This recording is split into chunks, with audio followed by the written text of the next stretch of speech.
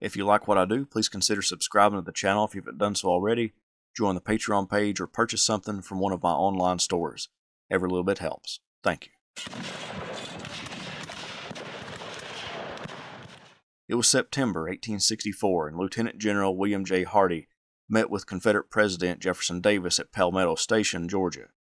The Army of Tennessee, the army he had fought with most of the war, had just been forced out of Atlanta, and now Union General William T. Sherman controlled the vital southern city. Hardee wanted transferred. He could no longer serve under General John Bell Hood, the commander of the Army of Tennessee. Davis had no problem sending him away, giving him command of the Department of South Carolina, Georgia, and Florida. As Hardee left the Army, he did so with a heavy heart. He loved the Army of Tennessee, but he couldn't remain with it. West Point trained commanders, as well as rank and file of both armies, were greatly impacted by Hardee. He literally wrote the book on light infantry tactics that Civil War armies used to train their soldiers.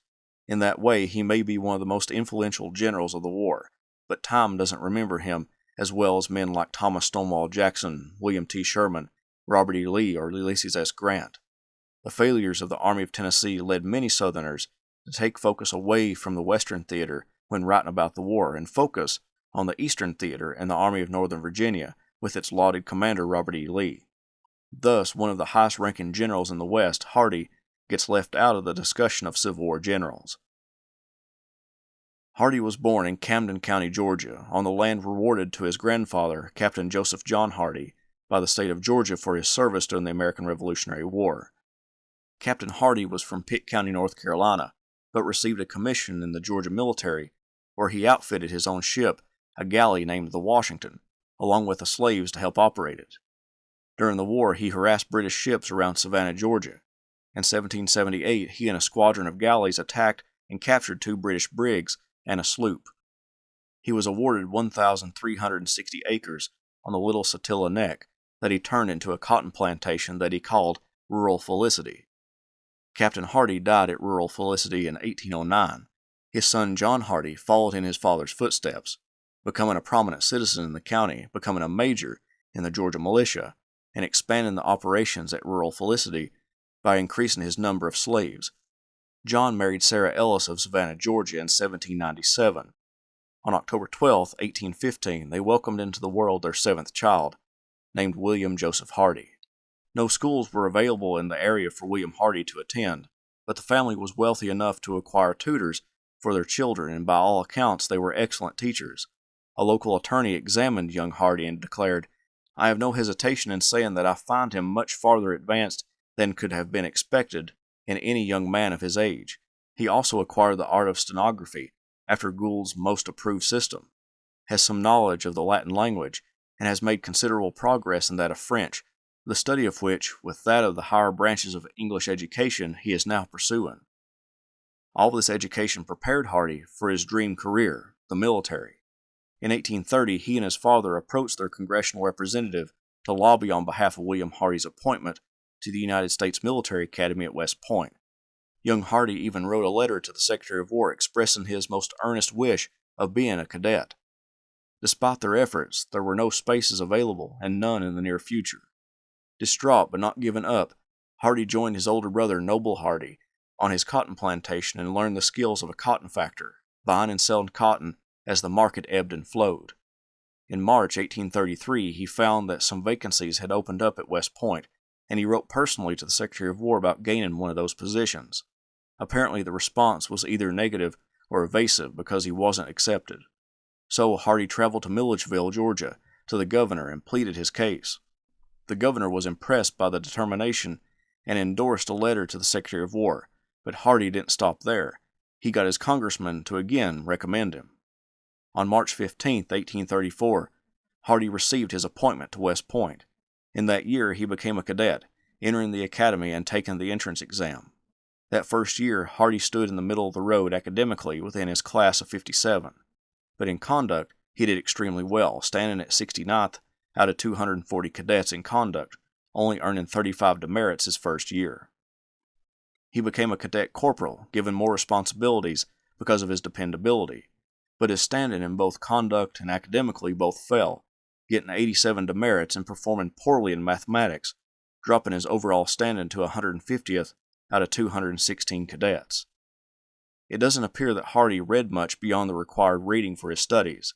The limited books he checked out were about American history, but he also checked out a 3-volume set of The History of Scotland by William Robertson.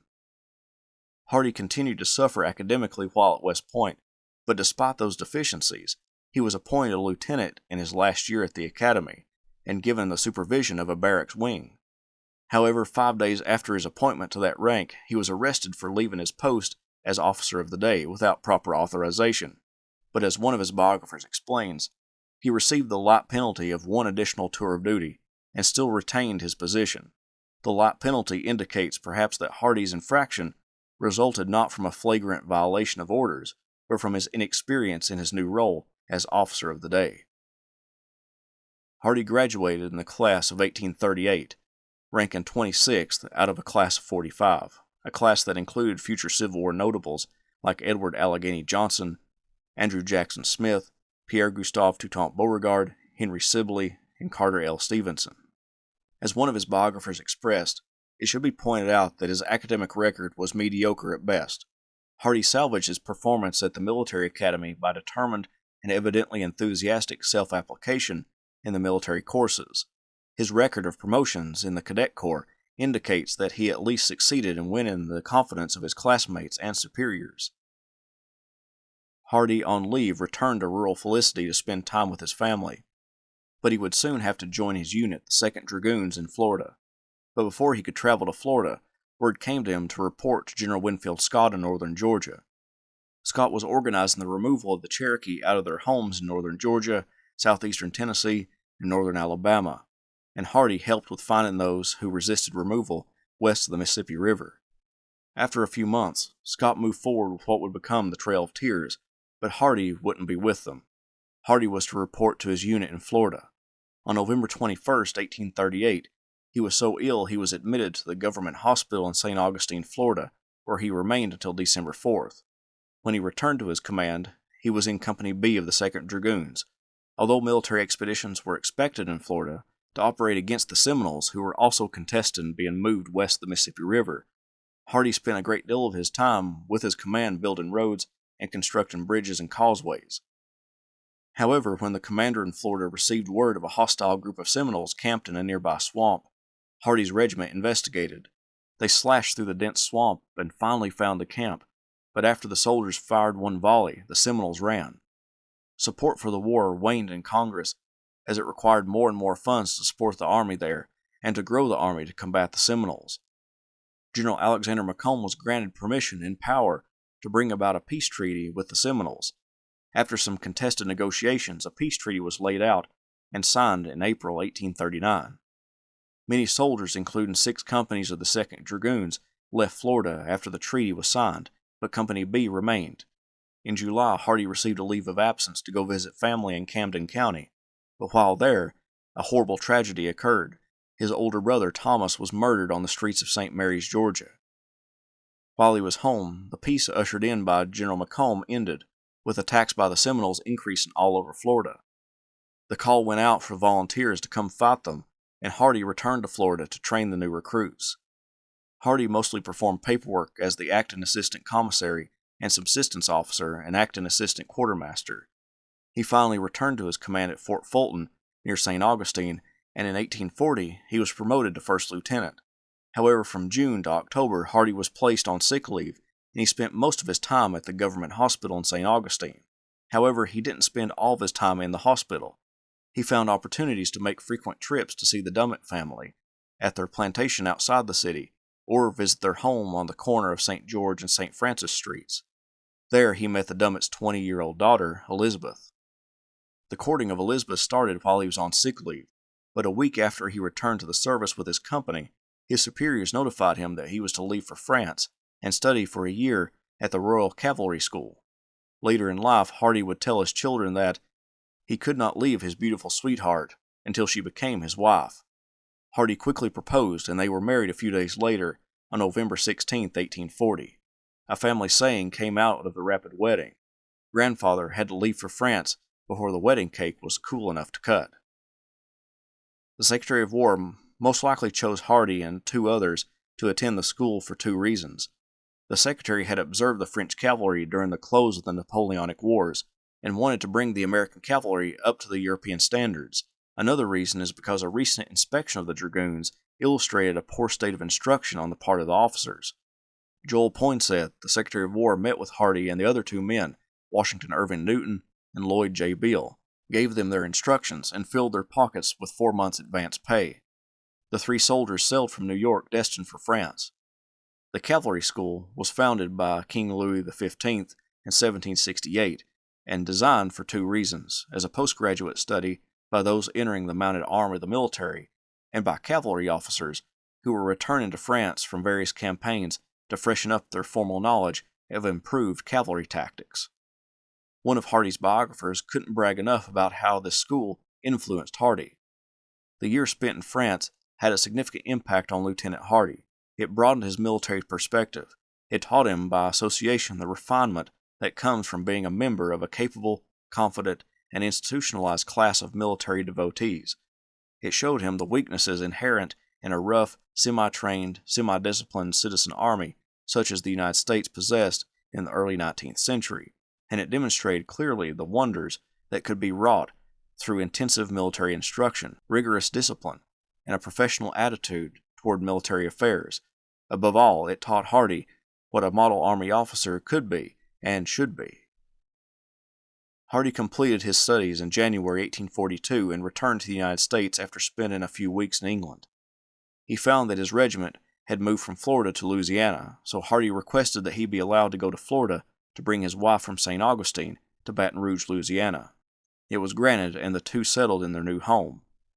They found Baton Rouge a miserable place to live. The town was filled with ne'er-do-wells, and dirt streets would suffocate those who walked or rode on them.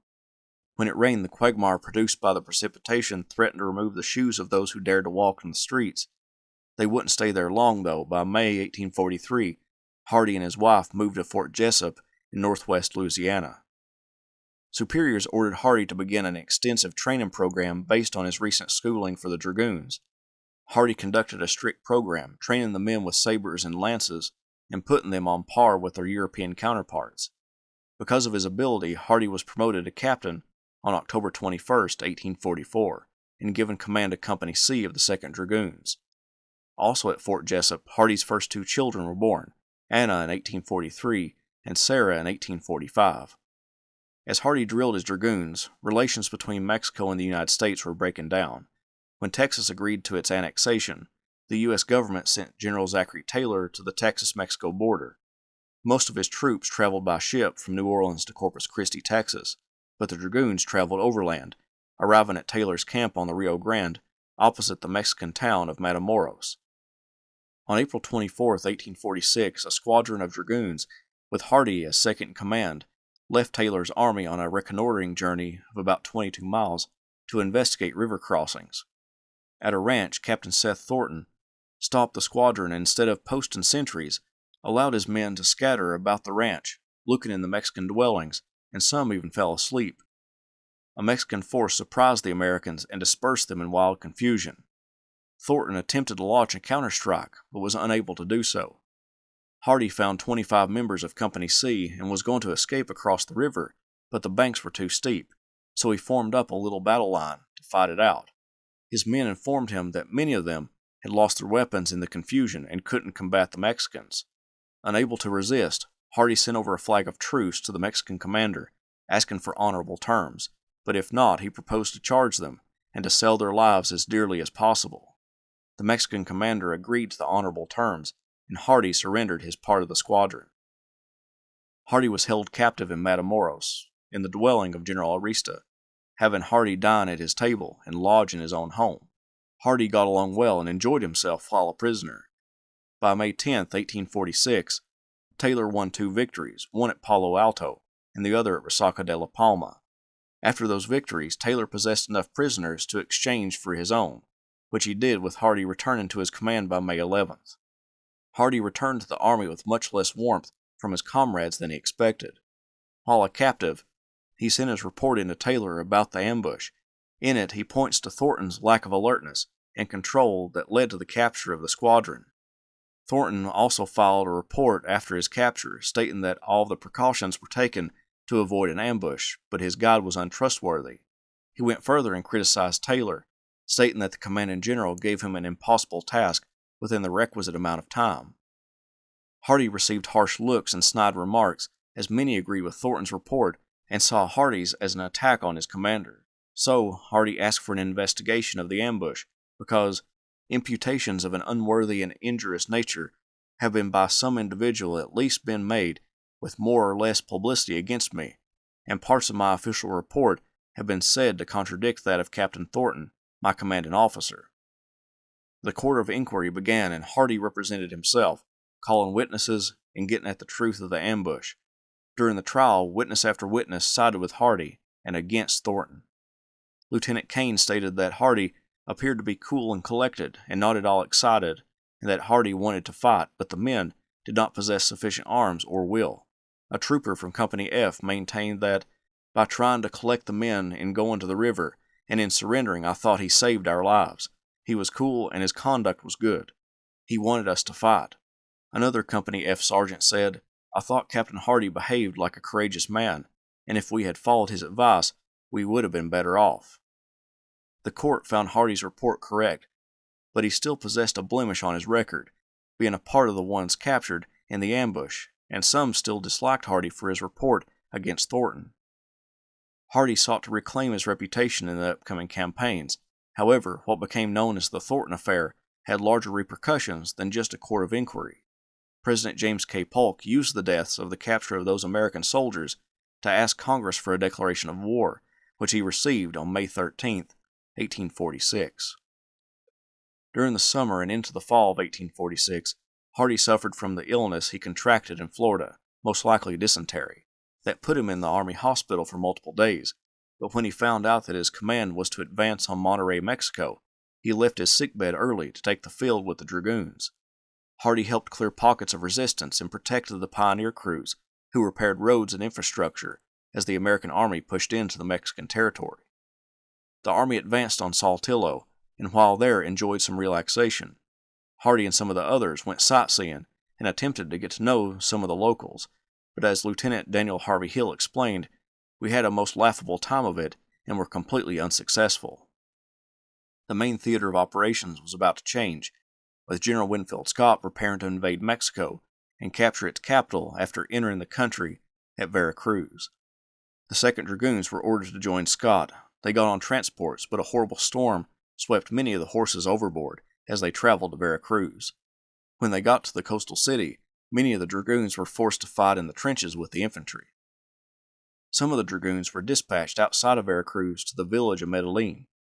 There they met stiff resistance, and the commander, Colonel Harney, sent back for reinforcements. Hardee was in the process of disembarking horses from the transports when the request came.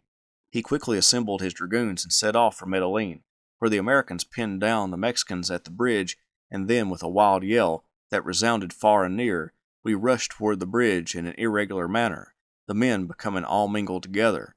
Hardee with his dragoons and the volunteers, headed by Colonel Haskell and Captain Cheatham, rushed upon it with fearless intrepidity. The fortifications opposed no obstacle. It was immediately leaped. The Mexicans retreated, run, broke, vamoosed. The infantry, taken to the thick chaparral in every direction. Some were overtaken and killed, and we pushed on in a trot after the main body of lancers. For his service at Medellin, Hardee was promoted to brevet major.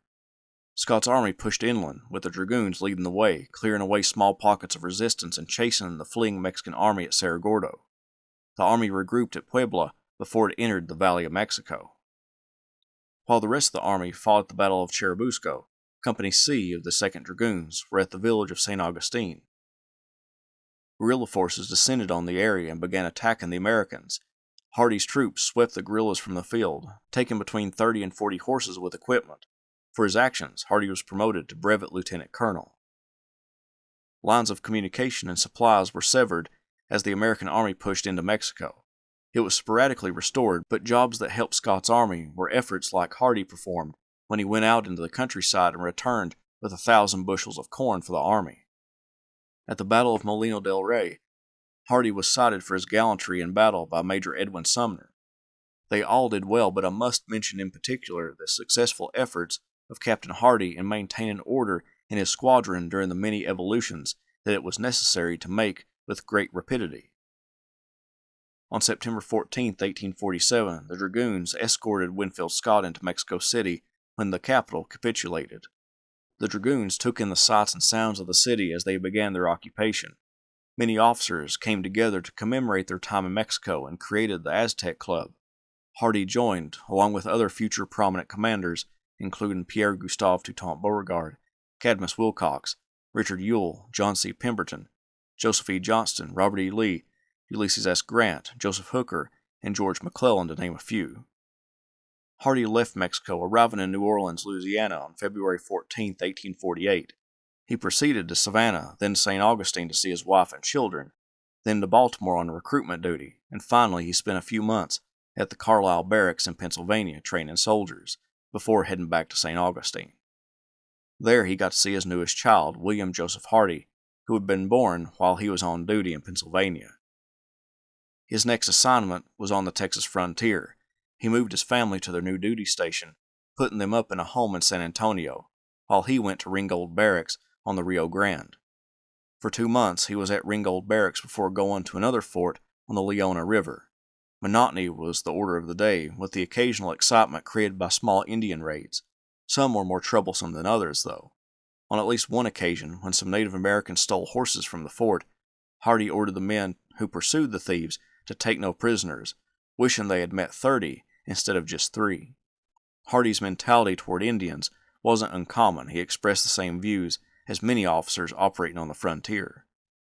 In 1849 and 1850, Hardee led large expeditions of around 300 men, including dragoons and Texas Rangers, to rid vast areas of Texas of Native Americans, with the Comanche being a target in a negotiated peace deal in 1850 by Hardee. When Hardee returned from his expedition, Elizabeth had given birth to another child, named Elizabeth after her mother. Hardee's wife soon came down with tuberculosis, and her health declined rapidly. He requested leave to take care of her and move her and the children to St. Augustine to be closer to her family. Hardee remained with her on leave from 1850 until October 1852, when the War Department ordered him to Fort Graham. However, Hardee received word that her condition was becoming even worse. He requested leave again, and it was granted. He returned to Florida, and to accommodate Hardee, the War Department gave him a paymaster position in Florida so he could be with his wife. On June 10, 1853, Elizabeth passed away from her illness. Hardee left the children in the care of their aunt, Anna, and he was called to Washington for special duty. He arrived in the capital in November 1853. There he met with Jefferson Davis, the Secretary of War. The two had known each other since the opening salvos of the Mexican-American War. Hardee's notoriety as being one of the most proficient and promising officers, not to mention he was recognized as one of the foremost in the matters of training soldiers, placed him at the top of the list of officers to help construct a new manual of arms for the light infantry. Jefferson Davis wrote about the need for a new manual, writing, "In anticipation of an increased, if not exclusive, use of rifle arms by the regular army, and because of the belief that the rifle or light infantry system of instruction is best adapted to the foot militia, I have caused inquiries to be instituted into the system used by the light troops of other countries, that complete light infantry or rifle tactics might be introduced into the service.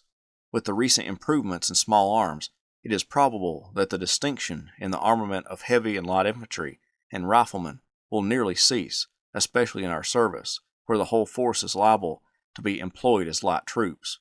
Undoubtedly influenced by the French light infantry tactics developed in their battles in Algeria, Davis and other War Department officials wanted to bring light infantry tactics to the United States, and Hardee seemed like the most logical choice. One of Hardee's commanders, Edwin Sumner, was traveling through Europe studying European military tactics and drill, and possibly recommended Hardee for the position as well. Hardee dove right into the project, first traveling to Harper's Ferry to the Federal Arsenal to examine the new rifles that were going to be issued to the military so he could adjust the tactics accordingly. Then he went to the arsenal in Washington, D.C. to meet with a board of officers. By July 1854, a manuscript for the new manual was complete. Hardee and Davis went to West Point to select cadets to learn the new manual of arms, which Hardee supervised. In October, the cadets were ready to put on a display of what they had learned to the Secretary of War. The manual was quickly adopted and distributed to regular Army units as well as state militia units. At first, soldiers were averse to learning a new system, but they eventually adopted it, and it became so popular that Hardee's name was widely known both in the military and outside of it for his contribution to the United States Army. One of the most significant differences in Hardee's tactics, as opposed to Winfield Scott's tactics, was maneuverability. Hardee stressed flexibility. Deployment of troops wouldn't require any halts, which meant that soldiers could go into battle faster, and the less time they spent deploying meant the less time the enemy had to fire volleys into their ranks. This quick-moving manual of arms and tactics revolutionized the American military and had a large impact on future actions by the men who began to study them in camps, forts, and barracks around the country.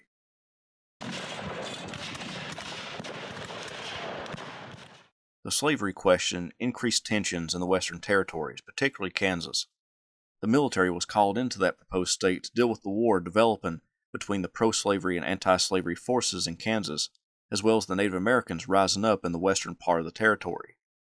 Secretary of War Jefferson Davis chomped at the bit years earlier to bring more units, particularly cavalry units, into the United States Army, and in 1855, 2 new regiments were created, the 1st and 2nd U.S. Cavalry. Hardee requested a position in the 2nd U.S. Cavalry and was granted it, making him a major. In 1855, Hardee was on the Cavalry Equipment Board, and he helped develop and promote a hat known as the Hardee hat for the cavalry to wear that protected them from the sun, as opposed to the caps that offered little protection. It was quickly adopted for the cavalry, but soon all branches of the Army wore the hat. The 2nd U.S. Cavalry was commanded by Colonel Albert Sidney Johnston, and some of his officers included Lieutenant Colonel Robert E. Lee, Major George H. Thomas, Captains Earl Van Dorn, Edmund Kirby Smith, George Stoneman, and Lieutenant John Bell Hood, to name a few. Smith remarked that Lee was the most accomplished officer and gentleman in the Army, and regarded Hardee as the model drill and duty officer of the mounted service.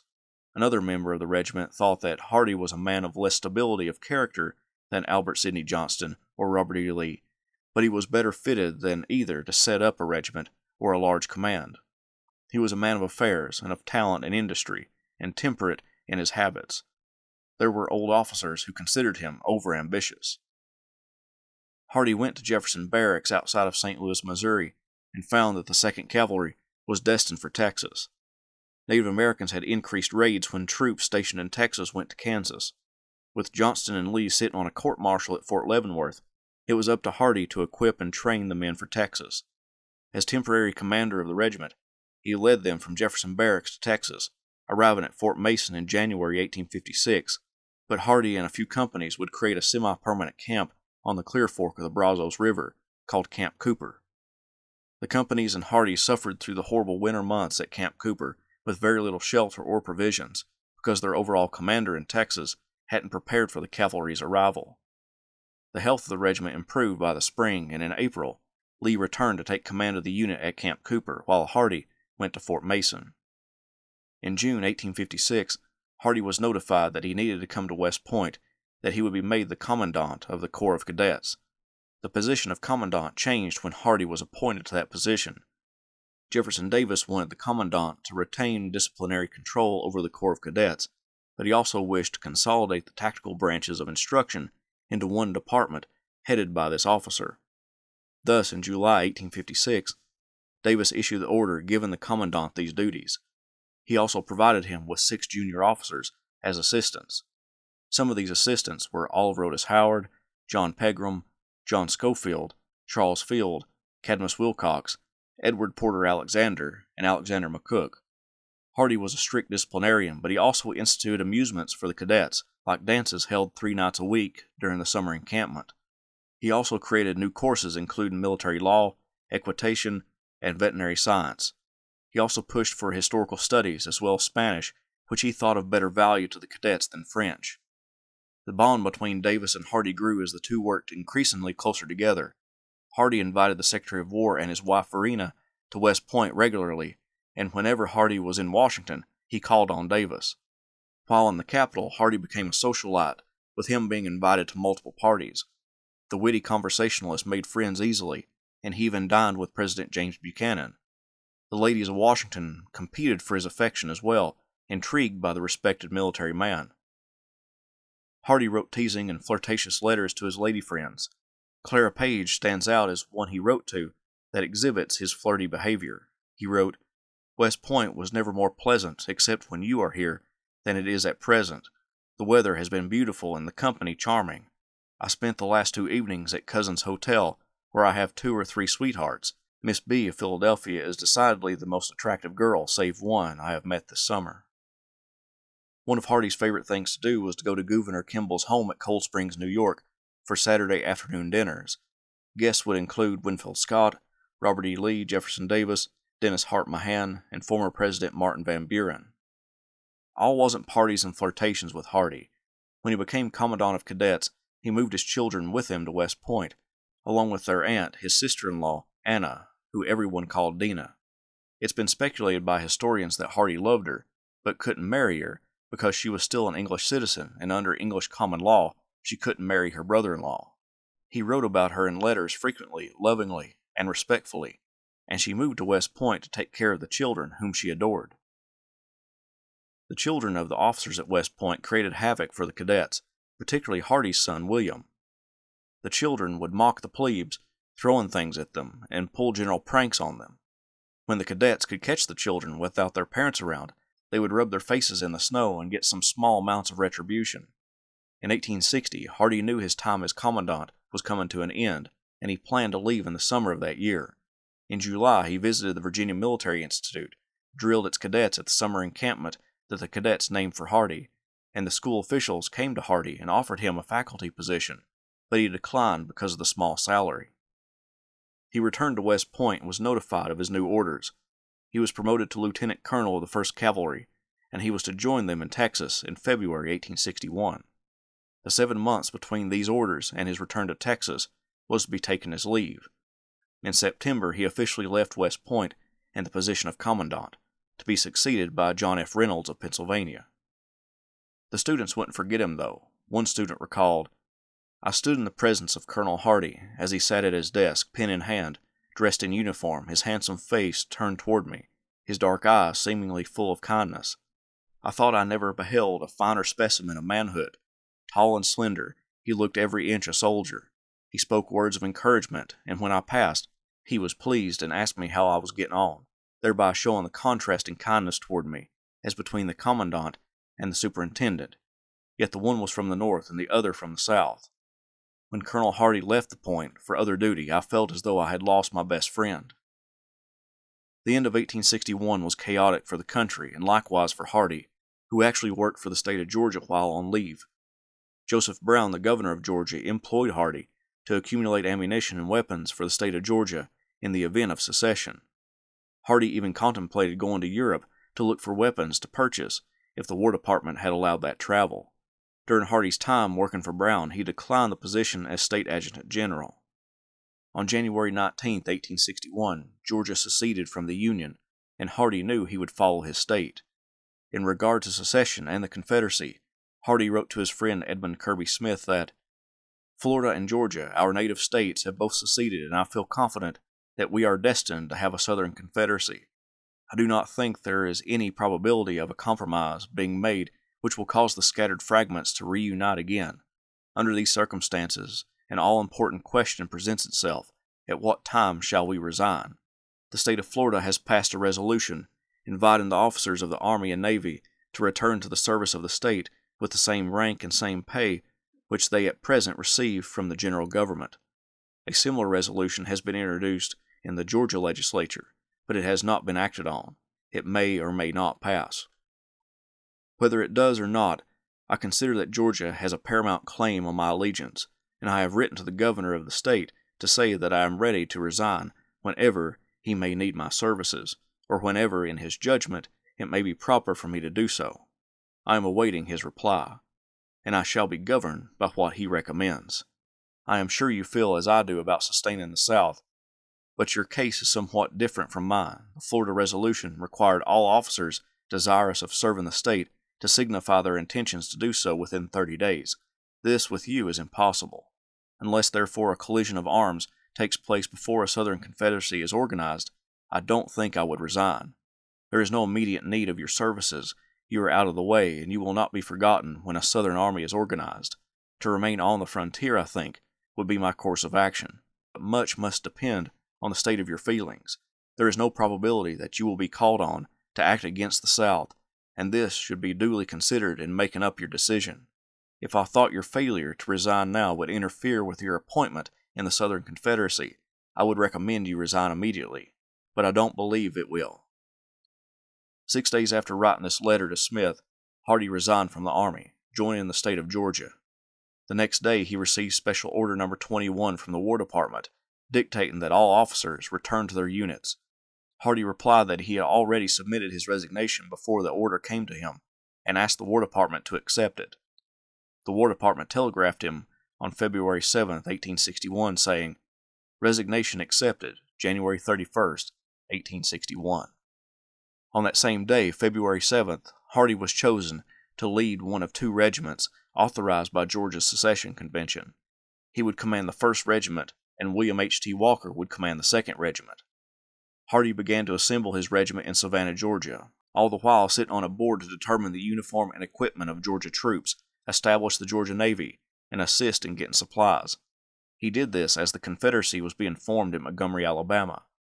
2 weeks after Jefferson Davis became president of the Confederacy, Hardee offered his services to that government and was called to Montgomery to work on the Army bill with Pierre Gustave Toutant Beauregard. For several weeks, Hardee advised Secretary of War Leroy Pope Walker on establishing an army. On March 7th, Walker offered Hardee a colonelcy in the Confederate Provisional Army, and Hardee resigned from the Georgia military to take that position. His first assignment was to command the garrison at Fort Morgan on the Alabama coast and train the new recruits, which Hardee found was a Herculean task. His assignment was soon expanded to incorporate the approaches to Mobile as well. In the border states, particularly Missouri, Union forces began taking full control of significant armories and factories like in St. Louis. The Confederate situation looked bleak, and factionalism like in Arkansas reigned, so much so that an Arkansas citizen wrote to the Secretary of War to send someone not associated with any of the factions in the state to help rally their military against the Union. The Secretary chose Hardee for the job. On July 3, 1861, Hardee arrived in Memphis, Tennessee, on his way to Little Rock. There he met some people who would be important to him. One was Felicia Shover, the widow of one of his old Army friends, who would correspond with him during the war, and the other was Samuel Tate, the president of the important Memphis and Charleston Railroad, and who became one of Hardee's biggest supporters. A few days later, he and his regiment of Arkansans under Thomas C. Hindman set off for Little Rock, where Hardee oversaw the transfer of Arkansas troops to Confederate service. Many Arkansans felt that if they entered Confederate service, they would be sent east to the Appalachian Mountains and leave Arkansas unprotected. Many left and went home rather than enter Confederate service. Hardee acted quickly and sent the influential Hindman into the camps to encourage men to stay and join the Confederacy. While in Arkansas, Hardee found a true friend in his subordinate Patrick Cleburne. Cleburne was born in Ireland, but immigrated to the United States, settling in Helena, Arkansas. He commanded the 9th Arkansas in Hardee's new brigade, and the two became close friends. When it was decided for the Confederate forces of Arkansas and Missouri to invade Missouri, mismanagement and egos got in the way, preventing the forces from linking up to make a concentrated effort to invade the state. Hardee wasn't blameless. He either couldn't or wouldn't unite with the forces in southwestern Missouri, who fought and won the Battle of Wilson's Creek on August 10th. There was no overall commander there, and the general with the requisite rank, Leonidas Polk, never left his headquarters. Meanwhile, Hardee drilled his troops, taking over the instruction of his soldiers personally. A soldier who saw Hardee in this early stage of war commented, "General Hardee was a thoroughly educated and exceedingly accomplished soldier. No one in the old army, perhaps, was more perfectly versed in either the more important or the minutest details of professional knowledge. He believed in careful discipline and was sometimes strict in enforcing its essentials, but he was never harsh, and was not only solicitous for the comfort of his men, but entertained the kindest of feeling for them. He was a handsome man of a very striking figure and extremely courteous and pleasant in manner." Hardee could see how the war was beginning to progress from his vantage point in the Trans-Mississippi West. He wrote to Felicia Shover that, "I am particularly desirous to bring my command to the other side of the Mississippi. It is there, in my opinion, the great battles for our independence must be fought, and in these I wish to participate. I am desirous also that General Sidney Johnston should be sent to command in the Valley of the Mississippi. He has more experience than General Polk and will inspire greater confidence." Albert Sidney Johnston took command of the forces that Hardee wished he would, and set up a defensive line from the Appalachian Mountains to the Mississippi River through Kentucky, with his right flank anchored at Cumberland Gap, his left flank anchored at Columbus, Kentucky, and his center at Bowling Green, Kentucky. Johnston needed Hardee's brigade in Kentucky and ordered him across the Mississippi River. Hardee got to Columbus on October 6th, but Johnston needed him to reinforce his center at Bowling Green. At Russellville, Kentucky, the citizens clamored to see the famous Hardee. The general came out on the train platform and said, "I am no speaking man. If I were, the time for speaking has passed. The sword is the only argument. I believe you are in earnest in the cause, and hope to see every one of you on the road soon, with your knapsacks on your back and your gun on your shoulder." At Bowling Green, Hardee threw out his regiments to counter the thrust by Federal troops southward. Both sides were uneasy in this early stage of the war, and Hardee's light pressure against Union soldiers convinced the enemy to withdraw. Soon after Hardee's movement, he was promoted to Major General and given command of a division. He organized his division and named his 3 brigade commanders. He chose Thomas Hindman, Patrick Claiborne, and Robert Shaver. For his division, Hardee designed a flag for them to carry to identify them on the battlefield, containing a silver or white full moon on a blue field. One of his secretaries wrote about Hardee that the general is occupied every moment, giving audience, hearing grievances, regulating irregularities, etc. He never denies himself, not even to the humblest private in the ranks, and by consequence, he is very much beloved by all the soldiers, high and low, and can count on them with confidence when the conflict comes. The military situation in Kentucky was one of rumors and bluffing. Phantom armies appeared in reports that never materialized in front of combatants. Hardee perused these reports and made adjustments to his lines as needed, but there was a real threat in eastern Kentucky.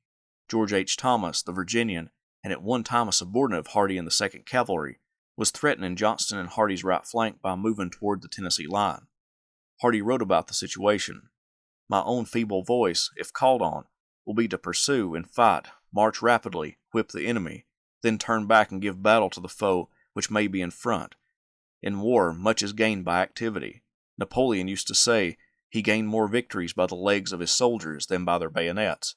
I am glad the responsibility does not rest with me. It is weighty, and I would not bear it if I could." Like always, Hardee required the strict training and drill of his soldiers. Claiborne took to it quickly, with Hindman not as confident in his abilities. Hardee also ordered his brigades to march and sometimes conduct a forced march to towns in Kentucky in order to toughen up the men. This training exercise had an unintended brilliant effect. Reports of the Confederate movements to Union commanders scared them, thinking that it precipitated a general advance by the Confederate forces. The result was that Union commanders were ordered to withdraw from their advanced positions. Hardee's mind wasn't always on the enemy in his front. He worried about his children and at St. Augustine. Union forces threatened the town. He wrote, "What are we to do should this atrocious war continue 15 months longer unless the blockade be raised? I dislike to look the future in the face. It looks to me lowering and dark. God in His mercy may bring us deliverance, and I hope will." As the winter months set in, operations were less frequent. The soldiers and Hardee settled into winter quarters, with Hardee regularly inviting ladies to his headquarters and entertaining them. One soldier recounts one of Hardee's evenings. "Last evening, General H. was here, and we were teasing him about the number of lady visitors he was honored with at his house, for you must know he is the ladies' man among the officers here. When he told us quite an amusing incident, or rather smart speech, of a Miss Bang of Nashville, who was here a few days ago. It seems Hardee and other officers at his headquarters had been very attentive to her and the party that was with her. When she was going away and taking leave of all, he kissed her hand, when she said, 'General, you did that so sweetly, you should teach your aide.' The idea with her being probably this, that such gallantry would better become younger men, but he did not so understand her." In January 1862, the first event occurred that handed the Confederates a string of defeats. Union General George Thomas defeated Confederate General Felix Zollicoffer at the Battle of Mill Springs. Then in February, Union General Ulysses S. Grant captured Forts Henry and Donelson. After Fort Henry fell, a council of war was called at Bowling Green, with Hardee, Johnston, and the newly arrived Pierre-Gustave Toutant Beauregard present. It was decided that they would evacuate Bowling Green and pull back to Nashville. By February 14th, at 3:30 p.m., Hardee had fully evacuated Bowling Green and headed south. In Nashville, the Confederate Army found panicked civilians, who grew even more panicked when they realized the Confederate Army wasn't going to defend Nashville. Indeed, Hardee and the rest of the soldiers were to evacuate the capital and move to Murfreesboro. Johnston assigned Hardee the task of evacuating the important equipment in government stores. Irate Nashvillians came to the general's headquarters and demanded him to come out and explain what was happening. Hardee placated them the best he could, and they dispersed. From Nashville to Murfreesboro, Hardee heard the grumblings of civilians and soldiers alike, criticizing Johnston for withdrawing so quickly. Hardee attempted to quiet them down, but from his personal letters he seems to have kept some reservations about the Commandant General.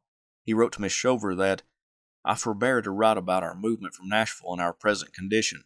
In my judgment, nothing can save us except the presence of the President, who ought to come here, assume command, and call on people to rally to his standard. We have lost Kentucky and may lose Tennessee. I don't despair of our cause. If we can make head against the villains until May, we are safe. I have been more broken down in the last 10 days than at any other time in my life. This is the darkest hour of my fortune." The army kept marching south, and at Shelbyville, Tennessee, Hardee encountered the pro-Unionist East Tennessean Parson William Brownlow. Brownlow had a pass from the War Department that would allow him through the Confederate lines, but Hardee wouldn't let him pass, saying his presence at Nashville would be extremely prejudicial to our cause, ordering him to go to Alabama or Mississippi. Brownlow called Hardee a humbug of an officer and went along his way. Hardee exhibited his cavalry background in his employment of John Hunt Morgan. Starting with his time in Kentucky, Hardee utilized Morgan to harass the enemy and screen the Army's movements. Hardee used Morgan's talents in Tennessee as well, like destroying the bridges along the route that the Federals would take in pursuit of the Confederate Army, and delaying the enemy long enough for Hardee to orchestrate the removal of supplies from various points along the way. Hardee would be one of Morgan's biggest supporters and urged the Confederacy to promote him. Because of the turn of events in the Western Theater, troops from across the South began to concentrate at Corinth, Mississippi. Hardee moved his troops there as well. These troops weren't all well disciplined, and some of it stemmed from their commanders. Hardee was ordered to Iuka, not far from Corinth, to investigate the troops there. What Hardee found horrified him. He placed 2 generals under arrest, George Crittenden and William Carroll. Both of them were arrested for drunkenness and other offenses. At Corinth, this new body of men began to take shape and become an army. Johnston, with the help of Beauregard, the newly arrived Braxton Bragg, and Hardee, worked to turn the various units into a solid fighting force to combat the Federal troops of Ulysses S. Grant coming up the Tennessee River.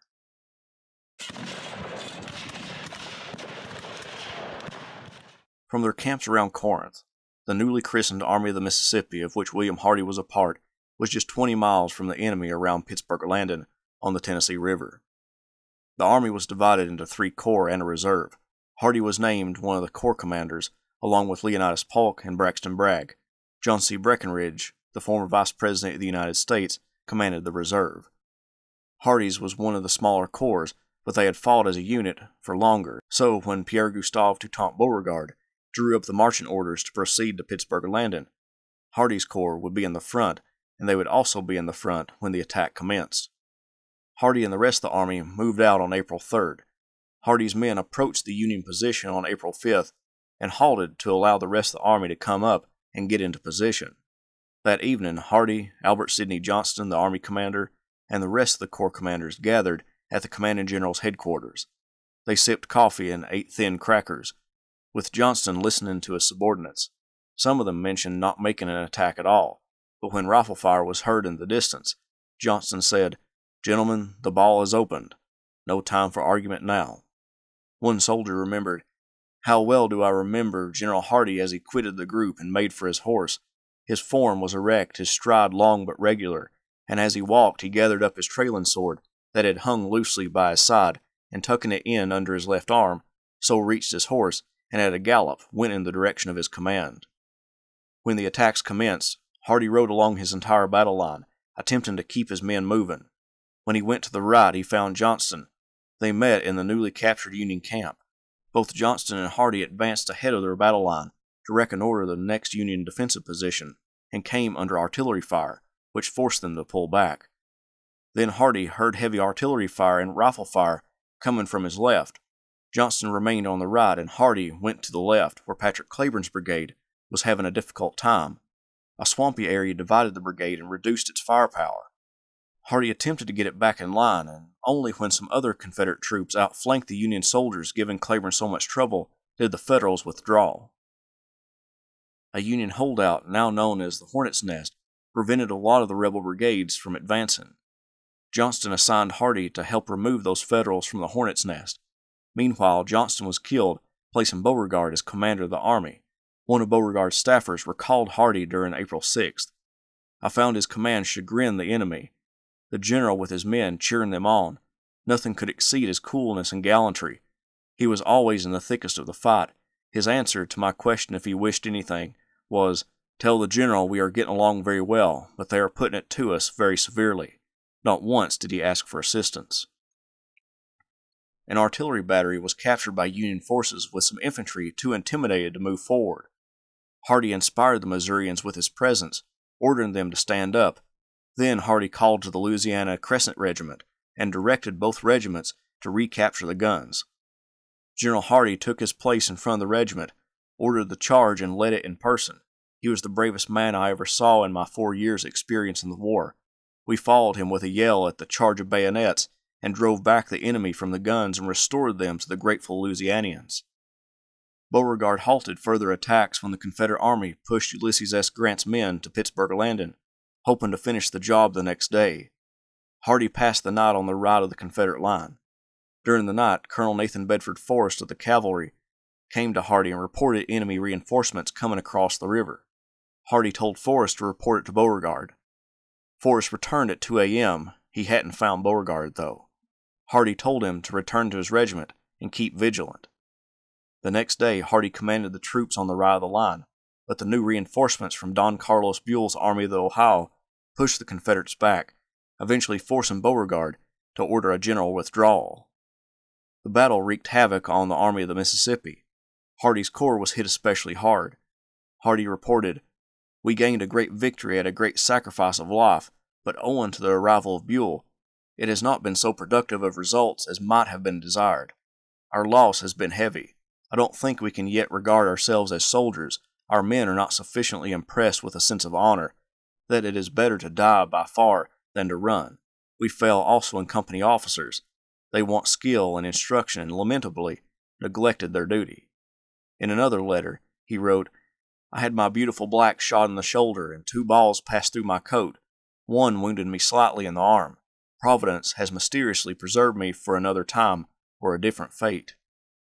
An impactful soldier came into Hardee's life as the Confederate Army settled back into Corinth, following the defeat at Shiloh. His name was Thomas Benton Roy, a Virginian on Beauregard's staff, who was appointed to Hardee's staff as his assistant adjutant general, and soon would become his chief of staff. Roy heard rumors of the strict disciplinarian and feared working for him.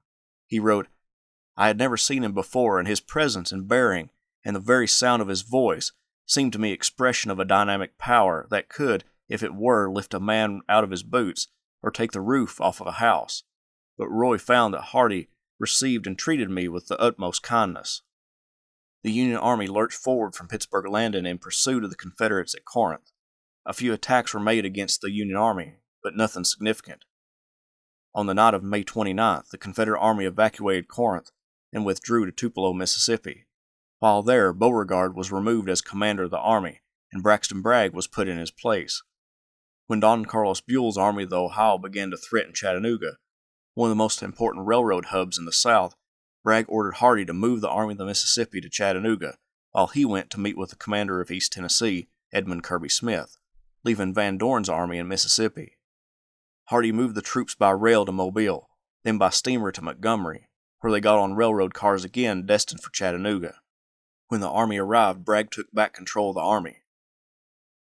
Bragg reorganized his command into 2 wings, one under Hardee and one under Leonidas Polk. Bragg decided after consultation with Smith that they would invade Kentucky. The 2 wings, the Army of the Mississippi and the Army of East Tennessee, entered the Bluegrass State at different locations with the intention of linking up and combating the Union Army of the Ohio in Kentucky. In Kentucky, Bragg installed a Confederate governor in Frankfort. When the Union Army caught up to Bragg, the Confederate forces were spread out. Once concentrated, Bragg's army pounced on the extended Union column that approached them outside the town of Perryville.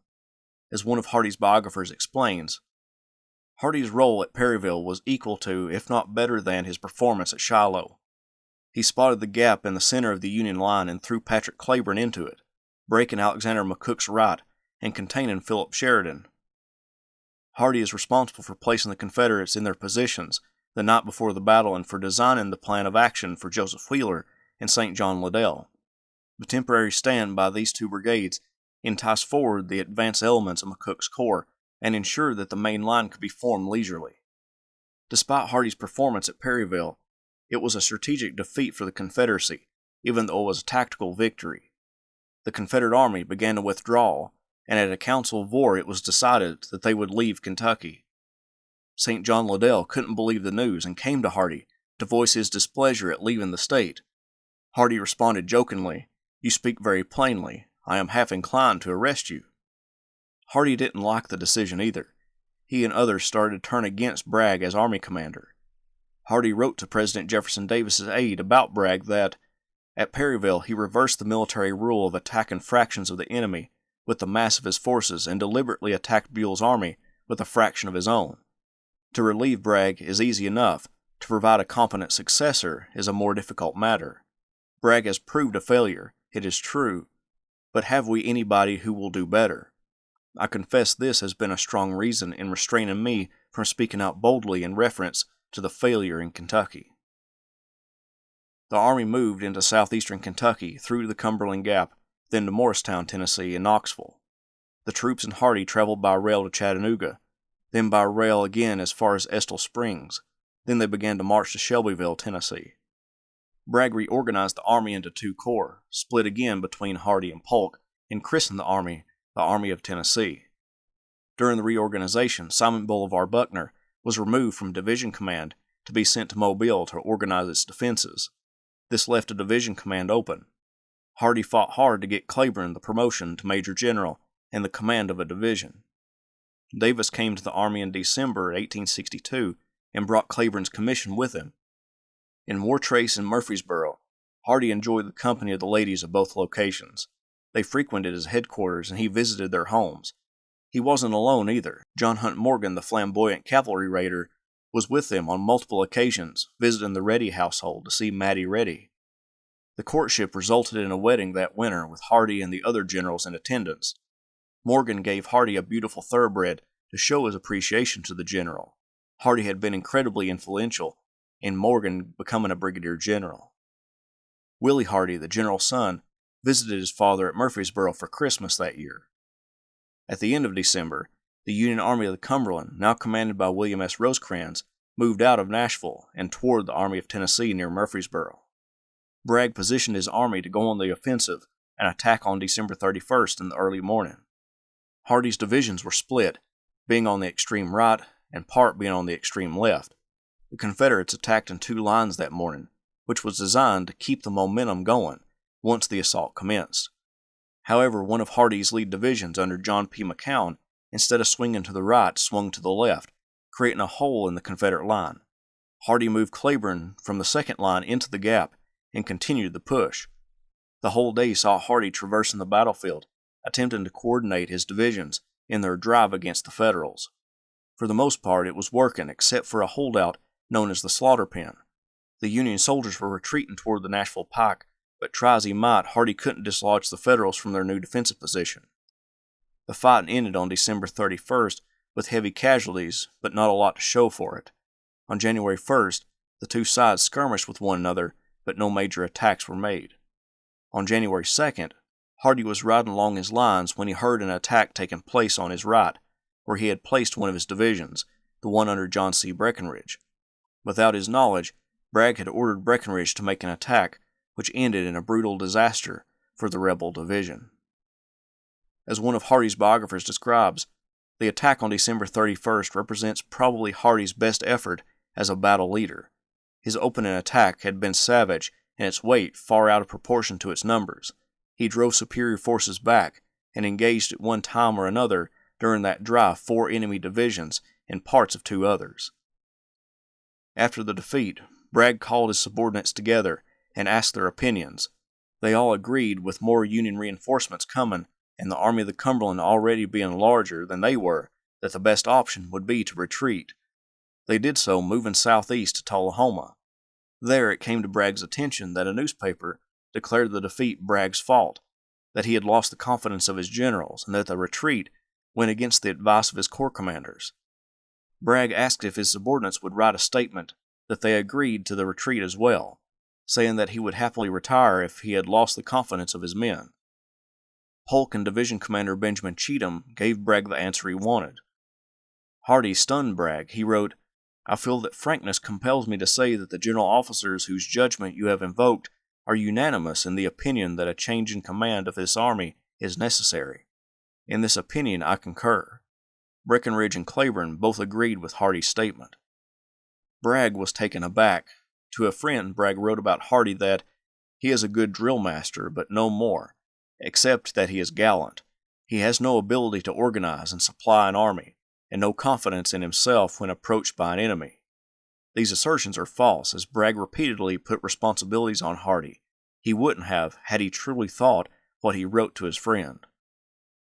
The departmental commander, Joseph E. Johnston, was dispatched by President Davis to the Army of Tennessee to fill out the situation. Johnston found that the Army commander had lost the confidence of his corps commanders, but didn't recommend him to be relieved. Later, Bragg began to accuse Polk of disobedience during the Kentucky campaign, and accused Hardee of supporting Polk in the disobedience. Hardee ignored the accusation, but he did write privately to Polk that, if you choose to rip up the Kentucky campaign, you can tear Bragg to pieces. During the spring of 1863, Hardee sought to build a corps of soldiers that were unparalleled on the drill field, so that they would be confident in battle. He drilled them every day, and sometimes personally drilled them, but he always reviewed them. In that way, he personally inspected each and every soldier of his corps.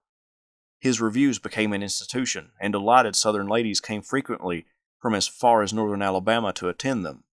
Eager young officers rode off into the countryside and brought back loads of guests. At one April review, for instance, 500 women turned out to cheer the men. Hardee did not intend for the women to be mere window dressing. In the middle of the review, he would call forward men in his command who had behaved meritoriously, introduce them to the ladies, and have an account of their services read aloud. After reviews, Hardee would have entertainment provided for his visitors, tournaments, horse races, banquets, parties, dances, and serenades. It wasn't just ladies who attended the reviews. Lieutenant Colonel Arthur Freemantle of the British Coldstream Guards was in attendance for at least one review. He wrote, "They drilled tolerably well, and an advance in line was remarkably good, but General Liddell had invented several dodges of his own, for which he was reproved by General Hardee. The soldiers afterwards wanted General Hardee to say something, but he declined. I imagine that the discipline in this army is the strictest in the Confederacy, and that the men are much better marchers than those I saw in Mississippi." Hardee faced a new enemy during his time in Confederate service. Publishers of his Manual of Arms he originally published in 1855. He had a publisher in Philadelphia, Pennsylvania, who would give him royalties on its sales, but the war cut him off from that publisher. However, that publisher failed to copyright the work. So publishers both North and South began to print the book, and they sold by the thousands, without Hardee seeing any royalties from the sales. He took some publishers to court, but the suit failed. Then a petition was submitted to the Confederate House of Representatives and the Committee on Patents. The petition was to create a special copyright for the manual. That was also turned down. However, Congress added an amendment to the bill, creating a copyright for Hardee that would allow the bill to pass. Since an outright copyright would prevent publishers who had already printed books from making money off its sales, the amendment stated that the law was not retroactive, that they were free to sell what they had printed, but couldn't print any more. It's not known how much in royalties Hardee received, and it's doubtful that the amount was substantial because the heaviest publications came in the first year of the war. If you like what I do, please consider subscribing to the channel if you haven't done so already. Join the Patreon page and purchase something from one of my online stores. Every little bit helps. Thank you.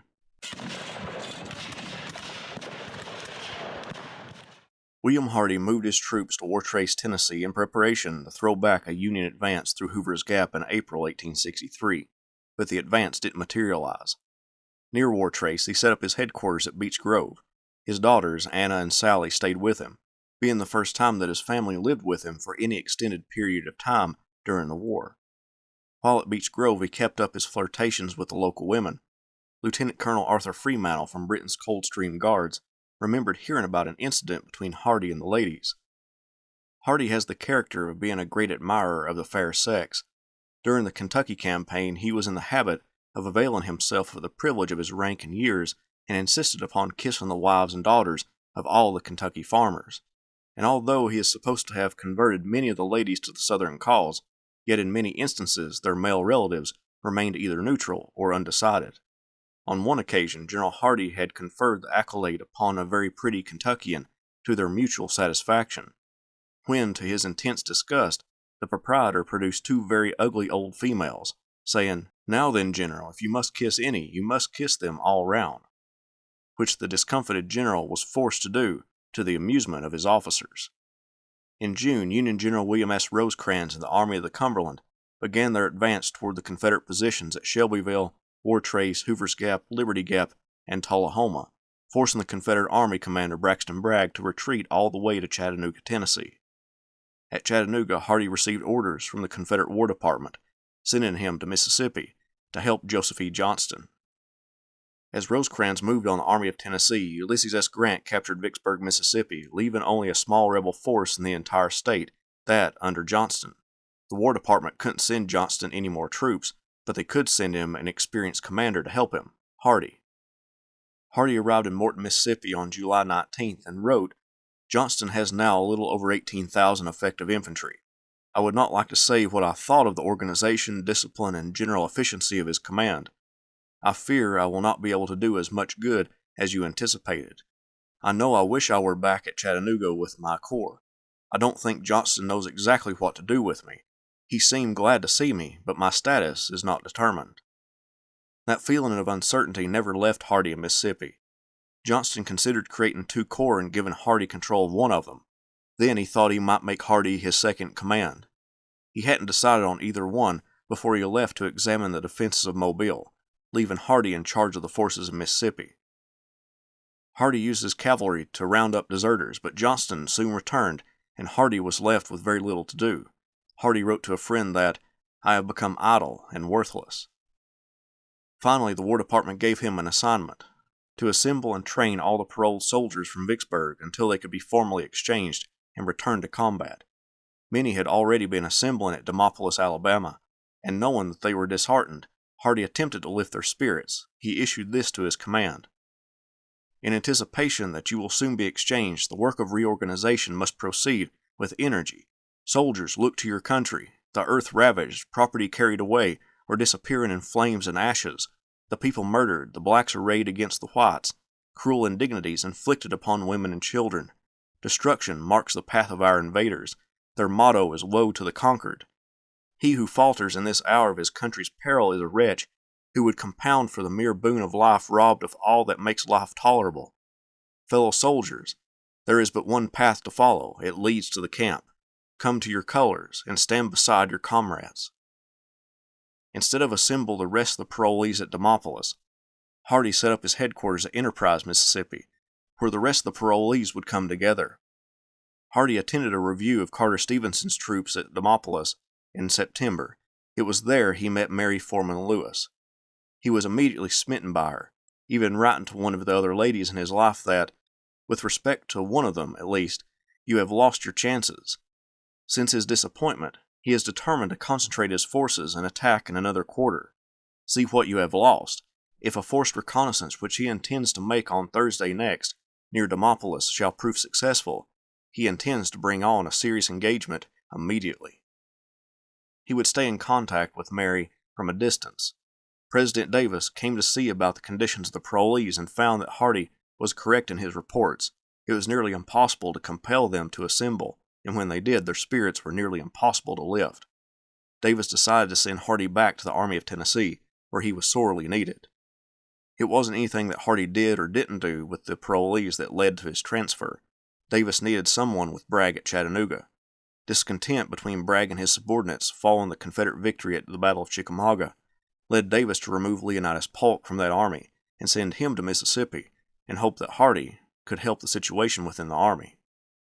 On his way to Chattanooga, a newspaper reporter spoke with Hardee and had this to say: "Hardee is plain, unassuming, and domestic, takes things coolly until aroused, and then becomes a perfect lion.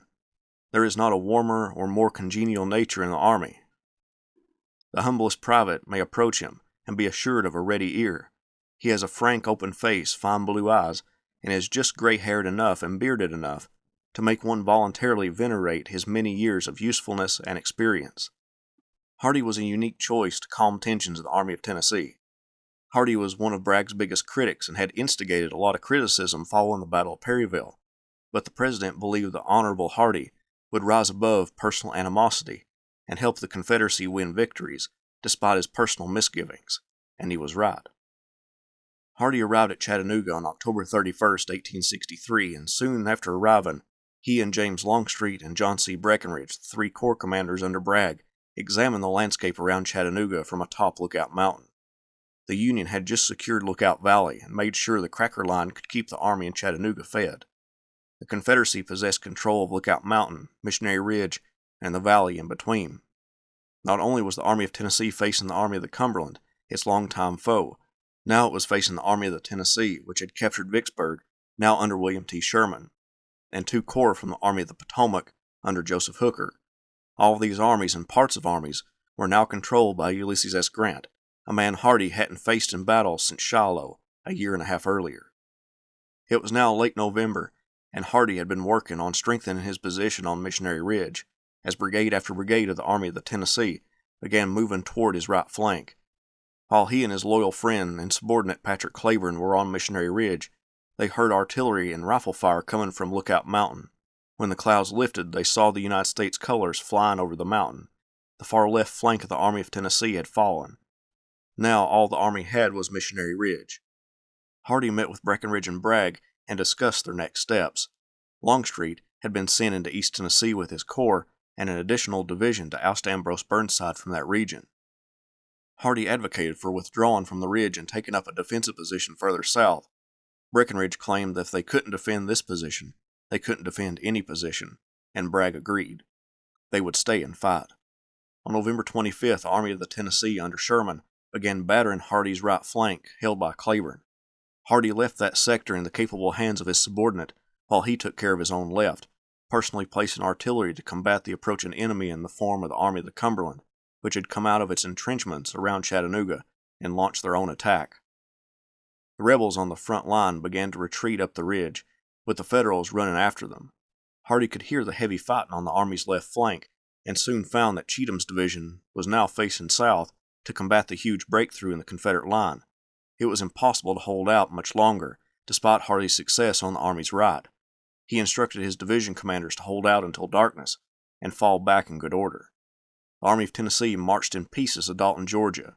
Along the way, General St. John Liddell, fresh off a leave of absence, joined the retreating rebels. He found Hardee and Bragg, writing, "Hardee and Bragg came along and stopped a while to talk with me. The latter was so much depressed that I had not an unkind word at hand to reproach him for such unmitigated follies as he had gone into at Mission Ridge. He had been simply infatuated. As to Hardee, a soldier by education and nature, he was hardened to disasters, bore all with his usual cheerful philosophy." Hardee gained great praise from Bragg for his conduct at Missionary Ridge. Hardee expressed to friends and others that he was less responsible for the success on the Confederate right than his division commanders, like Cleburne and Cheatham, with Cleburne gaining some of the best accolades for his stand at Missionary Ridge and at Ringgold Gap. The humble Hardee made sure his subordinates got their just praise for their performances. On December 2nd, 1863, following Bragg being removed as commander of the Army of Tennessee, Hardee assumed command, but only conditionally and only temporarily. He wrote, "I fully appreciate the compliment paid to me by the President in this expression of his confidence, but feeling my inability to serve the country successfully in this new sphere of duty, I respectfully decline the command if designed to be permanent. In doing so, permit me to add that I am desirous to serve the cause and the country, and will cooperate cordially with any officer the President may select.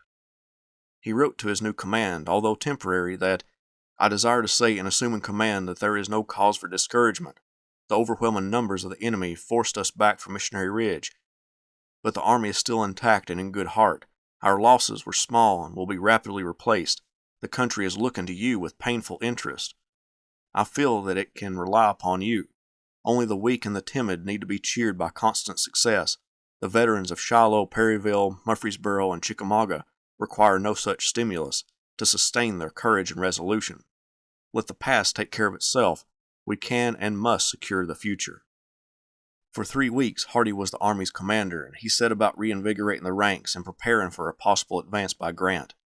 He fortified Rocky Face Ridge and Crow's Valley outside Dalton, Georgia, placed cavalry on both flanks, some as far as Lafayette, to give him adequate word that a Federal movement was underway, but no advance came. Grant dispersed his troops for the moment, some being sent to Mississippi and others to East Tennessee. Within 3 weeks, Hardee was notified that the Confederate President named Joseph E. Johnston as the new permanent commander of the Army. Why Hardee refused permanent command has been and continues to be debated, but there are most likely 4 factors that led to Hardee declining. 1. He had a high regard for Johnston. 2. Johnston outranked him, and Hardee knew that Johnston should be asked first. 3. Johnston's popularity throughout the South would allow the Army to get better support. 4. Johnston came to the Army without the failures of the Army attached to himself.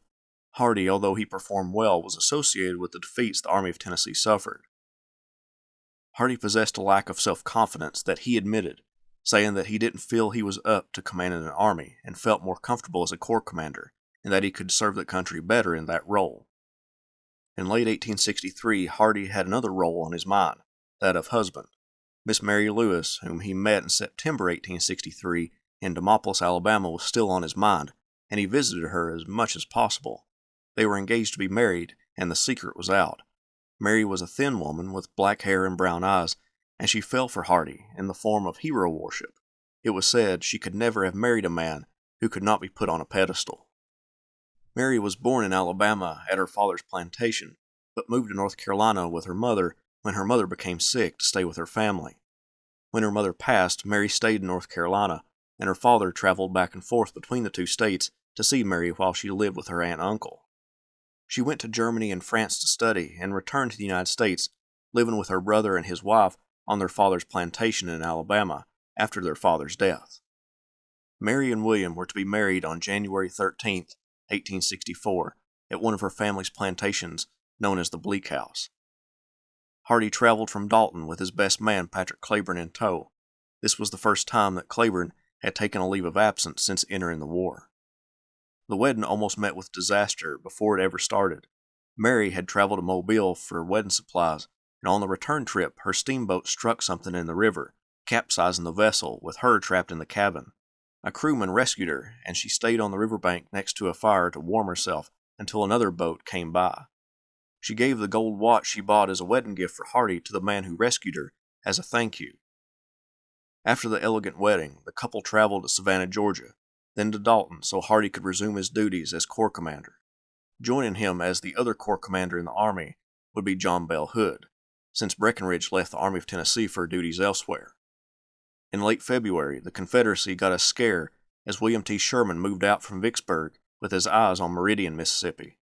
All that stood in his way was the divisions of Leonidas Polk, who commanded that state. As Sherman pushed eastward, President Davis called on Johnston to dispatch troops to Polk's aid.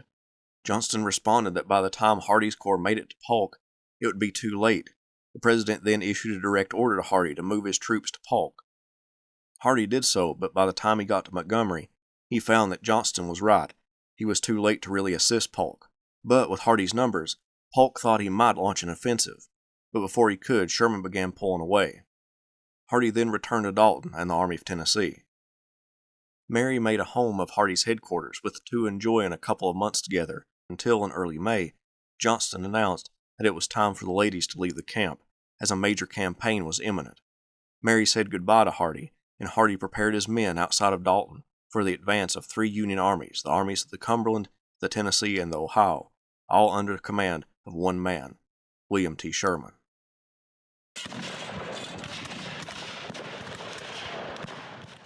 In early May, William T. Sherman and his army group, made up of the armies of the Ohio, the Cumberland, and the Tennessee, began a flanking movement around the Army of Tennessee stationed at Dalton, Georgia. The Confederate Army commander, Joseph E. Johnston, attempted to divine the Union's intentions as they began to move their force to the south, toward Resaca, Georgia. As Johnston moved more troops from Hood's corps to that town, Hardee patrolled the area around Dalton. Soon word came for Hardee to move his entire command to Resaca. The only thing that saved the Army of Tennessee from being cut off from Atlanta was the cautiousness of the Army of the Tennessee's commander, James B. McPherson. McPherson had an opportunity to capture the town, but believed it was too well defended when it was not. Hardee and John Bell Hood got their corps to Resaca and linked up with the newly arrived troops under Leonidas Polk from the Army of Mississippi, soon to become the 3rd Corps in the Army of Tennessee. The Confederates dug in around the town with Hardee holding the center. He placed his headquarters near the front and rode along his lines examining his troops. One soldier remembered, "The air is full of deadly missiles. Lie down, thug, thug." General Hardee passes along the line. "Steady, boys." The old general had on a white cravat. He had been married to a young wife not more than 3 weeks. "Go back, General, go back, go back, go back," is cried all along the line. He passes through that storm of bullets, indifferent to their proximity. "We were lying down, you know." One of his biographers explained, "For Hardee it was simply in accordance with a tested rule of war that a command officer should be present at the point most severely attacked. His observance of this maxim gave rise to a proverb in the Army by which his own and other staff officers were guided when seeking him during an action. You had only to listen to see where the fire is hottest and go to it. You will be sure to find Hardee there." Union bullets killed soldiers and their horses around Hardee's headquarters, including his son Willie's horse. William was in school in Athens, Georgia in early 1864 when Terry's Texas Rangers rode through, and Willie was caught up in the excitement and enlisted. The colonel of the regiment found out about the enlistment and sent the 16-year-old back to school, but the schoolmaster refused to take him back and sent him to his father in Dalton. Now he served as a volunteer aide to his father. Hardee allowed his son to be with him during the current campaign, but insisted that once it was over, he would go back to school. When reports came from south of their position that Union forces had crossed the Oostenaula River, the Army of Tennessee pulled back. Johnston attempted to make stands at both Adairsville and Cassville, but eventually pulled back along the Atlanta and Western Railroad. When Sherman moved to the west to outflank Johnston, the Confederates blocked the movement in a long line running from Dallas to New Hope Church to Pickets Mill. In late May, Sherman and Johnston battled it out along this line, with engagements at each location. Hardee's corps was split up, with William Bates' division on the left and Cleburne's division on the extreme right. Hardee kept in contact the best he could with his divisions, and Cleburne won some of his best praise for his defense at Pickets Mill. Hardee focused mainly on the Confederate left, with Bates' division and Benjamin Cheatham's division facing off against the Army of the Tennessee. With neither side gaining any significant ground, they both moved back east to the Atlantic and Western Railroad. Johnston, Hardee, Polk, and Hood pulled back to some high ground north of Marietta, Georgia, along Pine and Lost Mountains. 1864 saw Hardee become more religious. Both of his wives and all of his children were confirmed members of the Episcopal Church, but he hadn't joined. Most likely prompted by his newest wife, he decided to be part of the church. Doing so, he looked to his old fellow corps commander Leonidas Polk as an almost spiritual leader. On Tuesday, June 14th, Johnston requested for 2 of his corps commanders, Polk and Hardee, to travel with him to Pine Mountain to view the Union Army and to lay out a strategy to combat the ever-encroaching enemy troops under Sherman. The 3 men dismounted, leaving their staff behind, and climbed the rise, housing General William Bates' infantry division and the New Orleans-Washington artillery. The cannoneers warned the commanders that the Union cannons had found their range and were lobbing shells into the fortifications. Soon a shell burst near the generals. Johnston and Hardee began to walk away, but Polk lingered. The pause resulted in a 10-pound parrot shell passing through Polk's chest. Hardee and Johnston ran up to their friend and colleague, but there was nothing they could do. His escort and security put him on a litter and took him to the rear. One of Hardee's biographers stated, "Hardee lost a friend whom he had come to admire more each year, and a spiritual leader. The night after Polk's death, Hardee had a poignant experience. He received a religious pamphlet that Polk had intended to give him, soaked with the blood of his esteemed friend. Soon the Army of Tennessee moved to another defensive position anchored on Kennesaw Mountain. Sherman did not try to outflank that position. Instead, he attacked it with multiple assaults, many of them directed at the position in the center held by Hardee's troops. A location that became known as the Dead Angle was held by Cheatham's division of Hardee's corps. Despite the numerous attacks, the Confederate line held firm, with Hardee's men doing a great job of throwing the enemy back. Hardee could be proud of what his men accomplished. After the attacks, Johnston pulled back again, this time to the Chattahoochee River, not far from Atlanta. A defensive position was thrown up by the Army of Tennessee, but Sherman began to outflank the position, which forced Johnston to move across the river. The close proximity to Atlanta scared President Davis, who now had to make a tough decision to replace an army commander in the middle of a campaign. Davis didn't want to risk losing Atlanta because of Johnston's constant retreats, so he looked for someone else who could take the command. The only two generals who were familiar with the situation and of requisite rank were John Bell Hood and Hardee. The Confederate Secretary of War admitted that Hardee had ruined his chances of being given command of the army when he refused to take command in December 1863. This left only one other option, Hood, a favorite of Davis. As one of Hardee's biographers explained, Hardee probably would have fought for Atlanta whether Johnston would have or not, but Hardee did not think in terms of military miracles, and almost surely could not have produced one. Hood believed that military miracles were brought about by assuming and sustaining the offense. Whether Hardee's views were practical and Hood's impractical is not the essential question. Only Hood saw real hope for turning the tide of the war. The Confederacy wanted a gambler and a visionary. They could not win without one. With Hood moved up to Army Command, Benjamin Cheatham from Hardee's corps was made temporary commander of Hood's old corps until Stephen D. Lee could make it to Atlanta and take permanent command.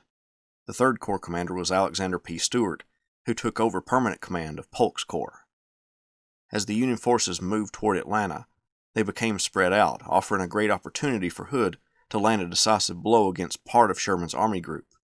He decided to attack the Army of the Cumberland at Peachtree Creek with Hardee and Stewart's corps on July 20th.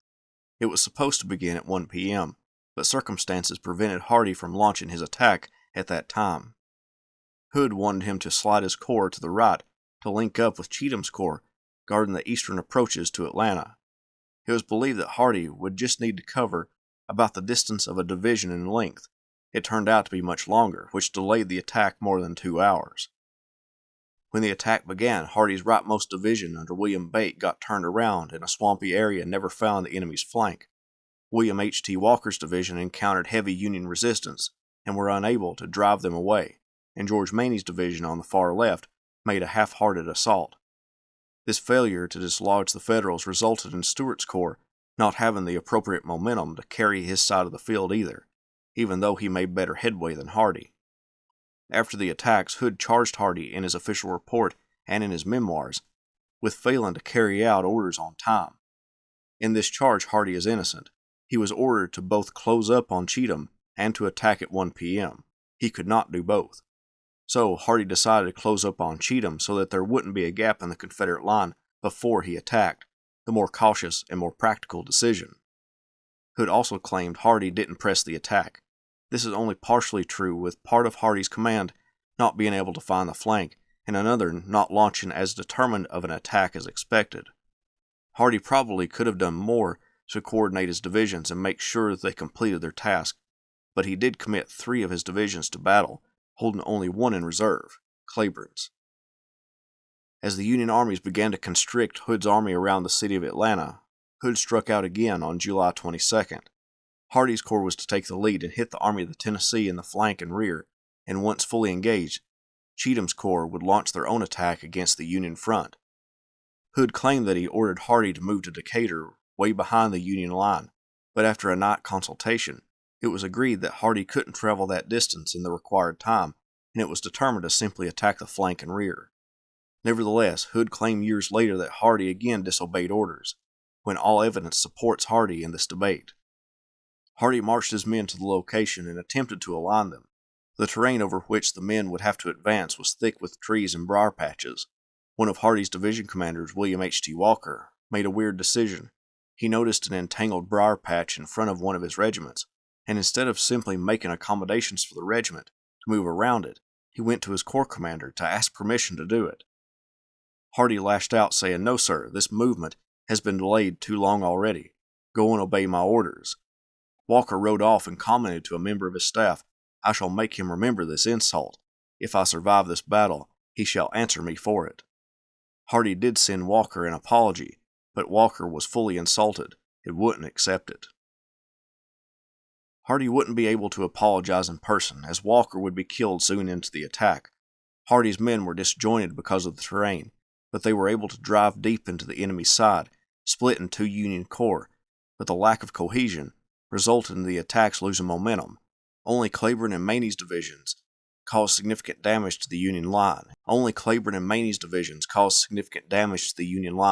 Including killing the Army of the Tennessee commander James B. McPherson.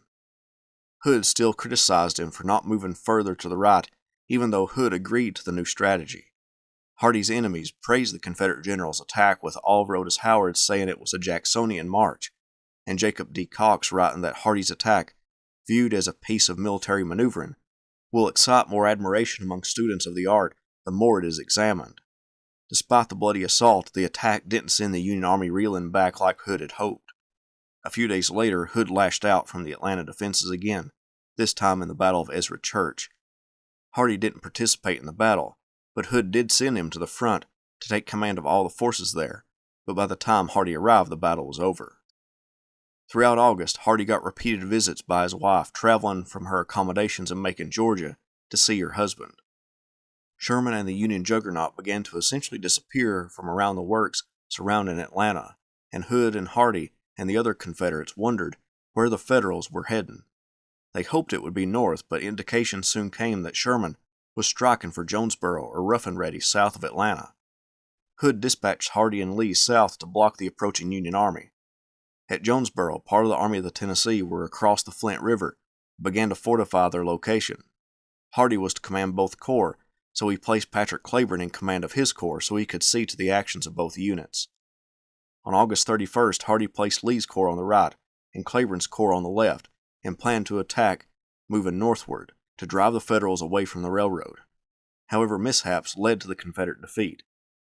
Lee attacked too early, and Cleburne's old division, now under Mark P. Lowry for this battle, moved west instead of swinging north, creating a gap in the line which forced Cleburne to fill the gap with Maney's reserve division.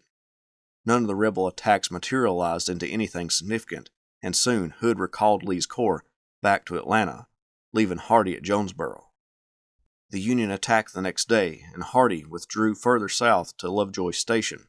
With his command separated and the approaches to Atlanta captured, Hood withdrew from the city. Sherman captured Atlanta, and a war of words erupted between Hood and Hardee. Hood, in his official report, correspondence with politicians, and later his memoirs, attacked Hardee and blamed him for the fall of Atlanta, claiming that if Hardee had done his duty at Jonesboro, Atlanta would have been saved. Hardee wrote his official report and asked the Secretary of War to publish it in its entirety for the truth of history. However, Hood's attacks already began to damage Hardee's reputation. There was one charge that Hardee partially agreed with, that he did not attack the enemy vigorously. As Hardee explained, it is not surprising that troops who had for 2 months been hurled against breastworks only to be repulsed or to gain dear-bought and fruitless victories should now have moved against the enemy's works with reluctance and distrust. He put his troops into battle under the most unfavorable conditions after a 15-hour march, completely worn out, and knowingly attacked a superior force under most disadvantageous circumstances.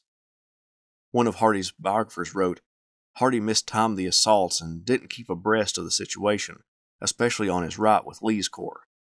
In this way, Hardee failed as an army commander. Hardee should be held responsible for the generally poor performance of the two corps entrusted to his direction. On the other hand, the battles of September 1st, 1864 at Jonesboro and September 2nd at Lovejoy Station did credit to Hardee and his command. Although they were outnumbered and their defensive works were poor, they succeeded in holding their position and inflicting serious loss upon the enemy. Hardee handled his divisions well, and seemed to have gotten the maximum performance out of his men. His retreat from Jonesboro to Lovejoy Station was conducted with skill, A malfunction here could have cost him his corps. Following the loss of Atlanta, both Hood and Hardee appealed to Davis for help. Hardee wrote, "Unless this army is speedily and heavily reinforced, Georgia and Alabama will be overrun. I see no other means to avert this calamity. Never in my opinion was our liberty in such danger. What can you do for us?" The reply came, "No other resources remain." Hardee asked to be transferred. He hoped that he would be sent to Mississippi, and Richard Taylor would be sent to take his place, but that wouldn't happen. He also thought seriously about resigning from the army. He wrote to his wife, "For on your decision I shall act. It is a grave step to take in time of war and in the face of the enemy, but if you think it is right, I am prepared to do it. A woman's instincts are sometimes of more value than a man's reason and judgment." Davis visited the army after the loss of Atlanta, getting to the army at the end of September. He reviewed the troops and had a discussion with the senior commanders of the Army of Tennessee. After an informal review of Hardee's troops, Hardee rode back with Davis and told him what he had long awaited to tell him in person. Hardee outlined that even though Hood was chosen because he was a fighting man to stop the retreat conducted by Johnston, Hood on numerous occasions urged Johnston to retreat instead of fight, and when Hood had the opportunity to display his aggressive nature, he had decided against it. Hardee told Davis that he had never failed to cooperate and do whatever Hood asked. He owned up to possible mistakes, but defended himself to the President. On September 28th, Davis sent word to Hood that Hardee would be transferred. He would head to the coast to oversee the Department of South Carolina, Georgia, and Florida. Before he left, the Army gave him a heartfelt send-off.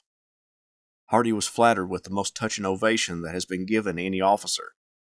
The whole corps quitted quarters and besieged his encampment in a forest of pines. Scarcely enough men were left for guards. Officers and men were moved to tears at parting with their noble old hero. Amid cheers for Old Reliable, the crowd rushed towards their loved commander, and thousands of the old heroes from Arkansas, Alabama, Mississippi, Tennessee, and Texas had the melancholy pleasure of taking by the hand and saying farewell to the war-worn veteran who led them on so many bloody fields. They had lost the pride of our corps. Hardee headed to Charleston, South Carolina, and found a Herculean task. He began to negotiate for prisoner exchanges, something he wasn't authorized to do, but he explained that he barely had enough food to feed his own limited amount of troops, let alone prisoners, and if he was going to feed anyone, he would prefer it to be Confederate troops. He also sent out work crews to raid unused or endangered railroads for their rails to be used on more important railroads, as those needed repaired. More defenses for Charleston and Savannah were also on his mind as he worked tirelessly to use the limited resources to the best of his ability. He possessed a little over 12,000 men to patrol his entire department, which mainly focused on Georgia and South Carolina. However, in November, Sherman came out of Atlanta and began his march to the sea, with his eyes set on Savannah. Hardee would move to Savannah to build up its defenses in anticipation of Sherman's push to the coast.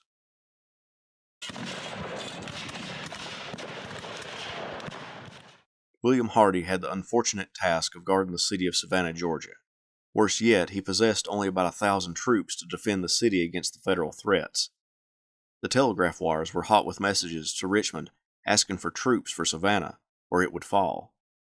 Not only did he have to deal with William T. Sherman's approaching forces, in late November, about 5,000 men under Union General John P. Hatch from John G. Foster's Union contingent at Port Royal, South Carolina, steamed up the Broad River north of Savannah, threatening Hardee's communications.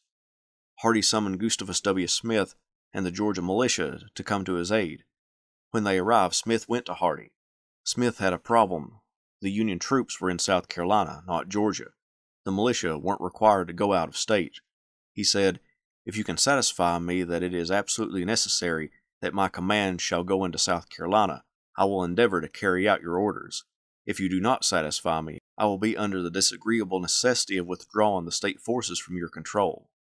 Hardee convinced Smith that it was necessary, and Smith proceeded to the Broad River. The Georgia militia threw back the Union forces and then returned to Savannah. Hardee then dispatched Lafayette McLaws with a little more than a brigade of men to a spot on the Georgia Central Railroad in an attempt to delay Sherman's advance. Then he sent Joseph Wheeler on a mission to destroy as much resources as possible between Sherman's army and Savannah, hoping to delay the Union juggernaut even further. Hardee's overall commander, P.G.T. Beauregard, became gravely concerned for Savannah, as well as Augusta, Georgia. He asked the two commanders at each outpost to come to him, but Hardee refused, saying if either of them left, the situation would deteriorate. Beauregard decided to come to Hardee, but first he sent out a written statement of what to do when Sherman got to the city. Having no army of relief to look to, and your forces being essential to the defense of Georgia and South Carolina, whenever you shall have to select between your safety and that of Savannah, sacrifice the latter, and form a junction with General Samuel Jones, holding the left bank of the Savannah and the railroad to this place as long as possible. With the approach of Sherman, Hardee concentrated all the forces available to him, somewhere around 10,000 men. He put every able-bodied man to work building trenches and got the mayor of the city to encourage its citizens to supply his soldiers with shovels and spades to build those works. In a decision that demonstrates Hardee's engineering skill and his talent as a commander, Hardee sliced the canal and the dikes for the rice fields, flooding the ground in front of his works with between 3 and 6 feet of water, creating a kind of moat to protect his soldiers. Hardee was relying on his few ships on the Savannah River to provide sufficient defense for his right flank and to also ferry his men across, but Sherman's batteries disabled many of them, making the situation more dangerous for Hardee to stay. Heavy skirmishing continued as Sherman began to envelop the city. Inside Savannah, Hardee had to deal with a mutiny by what was called the Foreign Battalion, a group of men he helped to enlist. He executed 7 of the ringleaders and sent the rest to South Carolina. Sherman attacked and captured Fort McAllister, the last obstacle between himself and communication with the Union ships along the coast. With Fort McAllister taken, Hardee knew the city would fall as Sherman's troops began threatening his line of retreat. Hardee ordered about 30 rice flats, 70 to 80 feet long and fastened end to end and covered with timber ripped from the Savannah wharves to construct 3 bridges over the Savannah River and to various islands to the mainland. At 9 p.m. on December 19th, it was complete. Hardee would evacuate the next night. He put together a detailed withdrawal schedule for his troops. The artillery ammunition that Hardee calculated would need to be destroyed was used for the Confederates' benefit by firing it at the Union soldiers from the forts guarding Savannah. They expelled all the extra ammunition, while that which could be saved moved over the makeshift bridges. Slowly throughout the night of the 20th and into the early morning of the 21st, the rebels made their way out of Savannah. The constant tread of the troops and the rumblings of the artillery as they poured over those long floating bridges was a sad sound, and by the glare of the large fires at the east of the bridge, it seemed like an immense funeral procession stealing out of the city in the dead of night. One thing Hardee wasn't able to take out of Savannah was its stores of cotton. Sherman found 35,000 cotton bales. Now spoils of war, the cotton could have been used by the Confederate government, and if not taken with the soldiers, at least burned. Officials began to criticize Hardee for this, and hypothesized that he did it to enrich his brother, a cotton factor.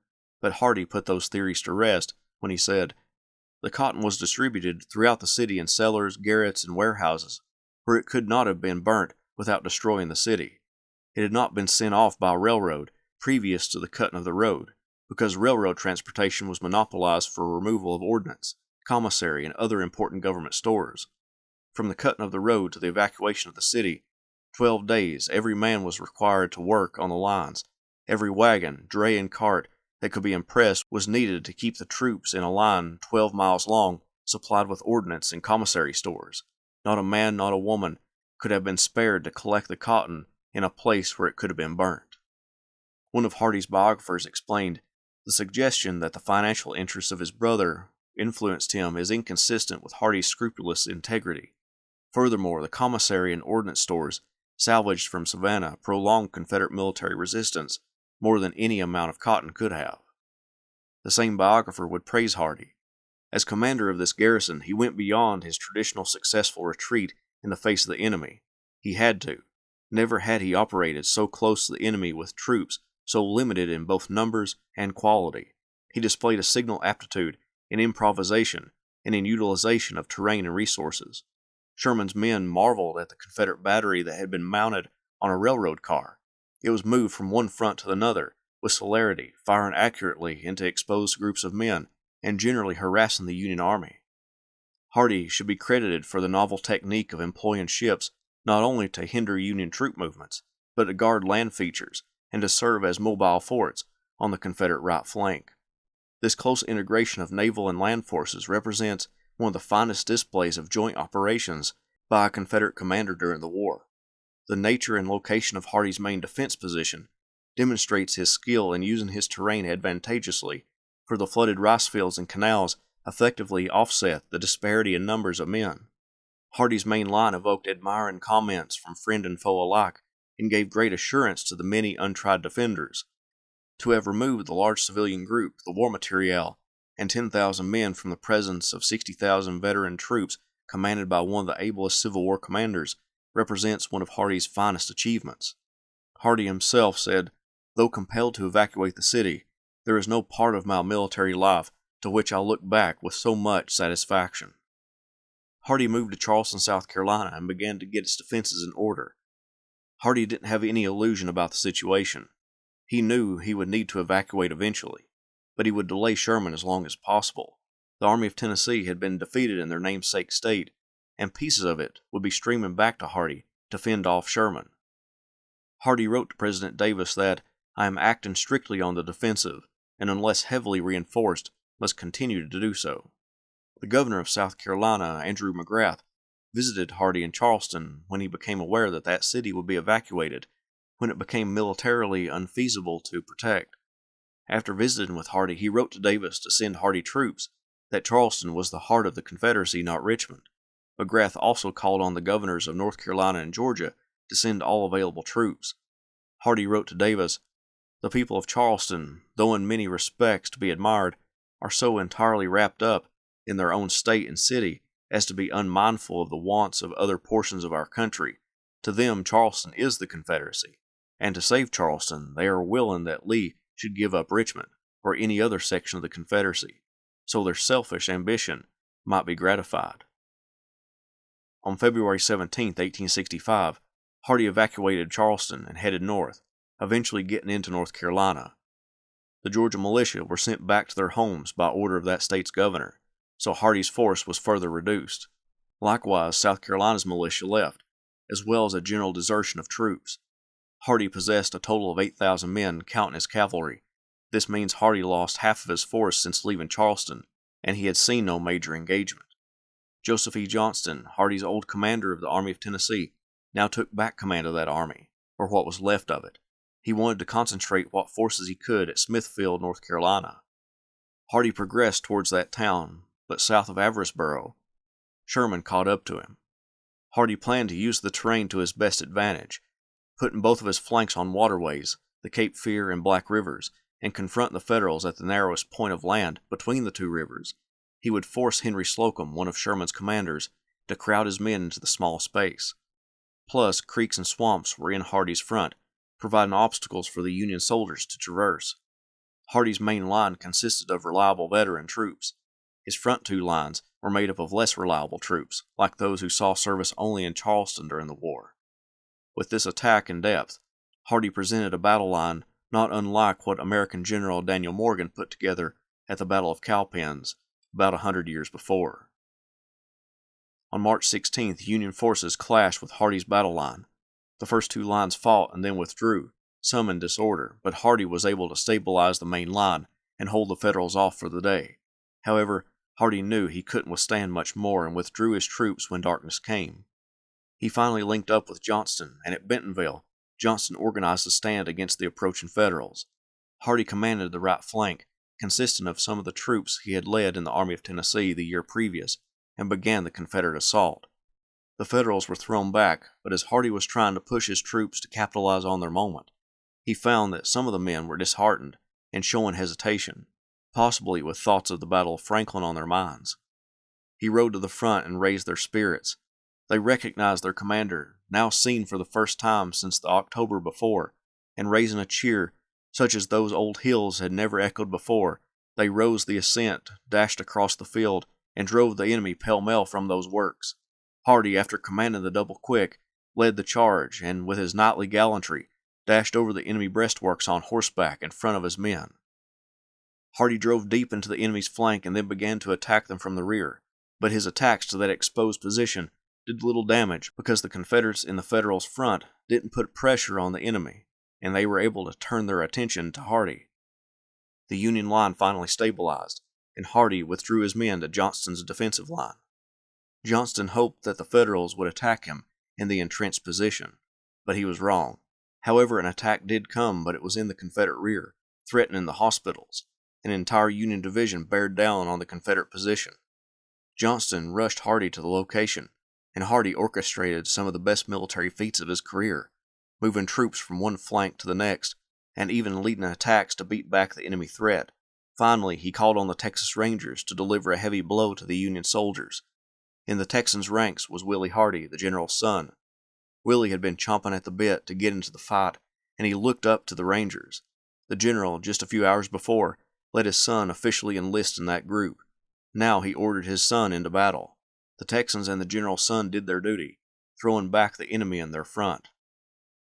Hardee rode up to the cavalry general, Wade Hampton, and said, "General, that was nip and tuck, and for a while I thought Tuck had it."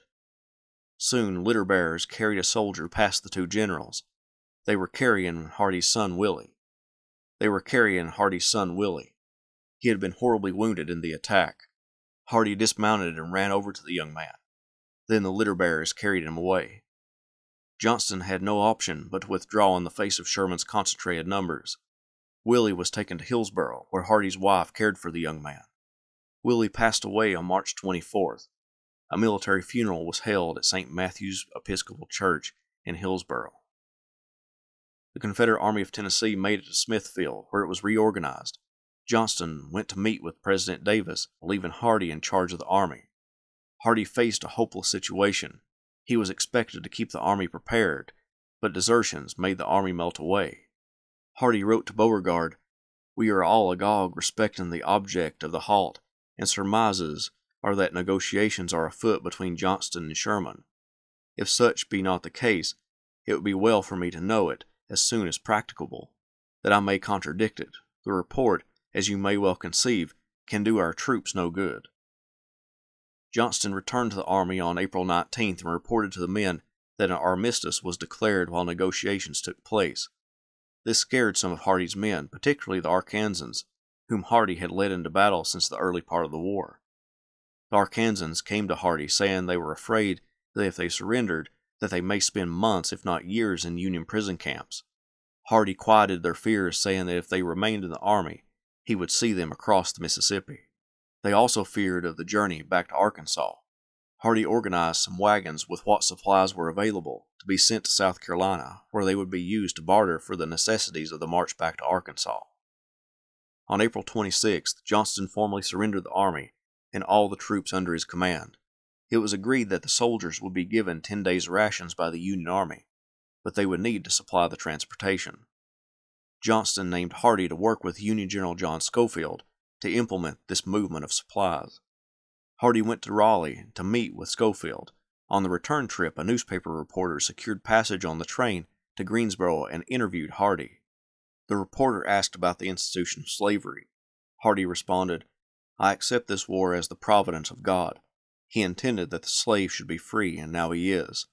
Slavery was never a paying institution. For instance, my wife owned about 100 slaves. 40 of the 100 were useless for work, yet she had to feed these 40 in order to get work of the other 60. The blacks will be worse off for this war. Will any of your abolitionists feed and clothe half a dozen little children in order to get the work of a man and a woman?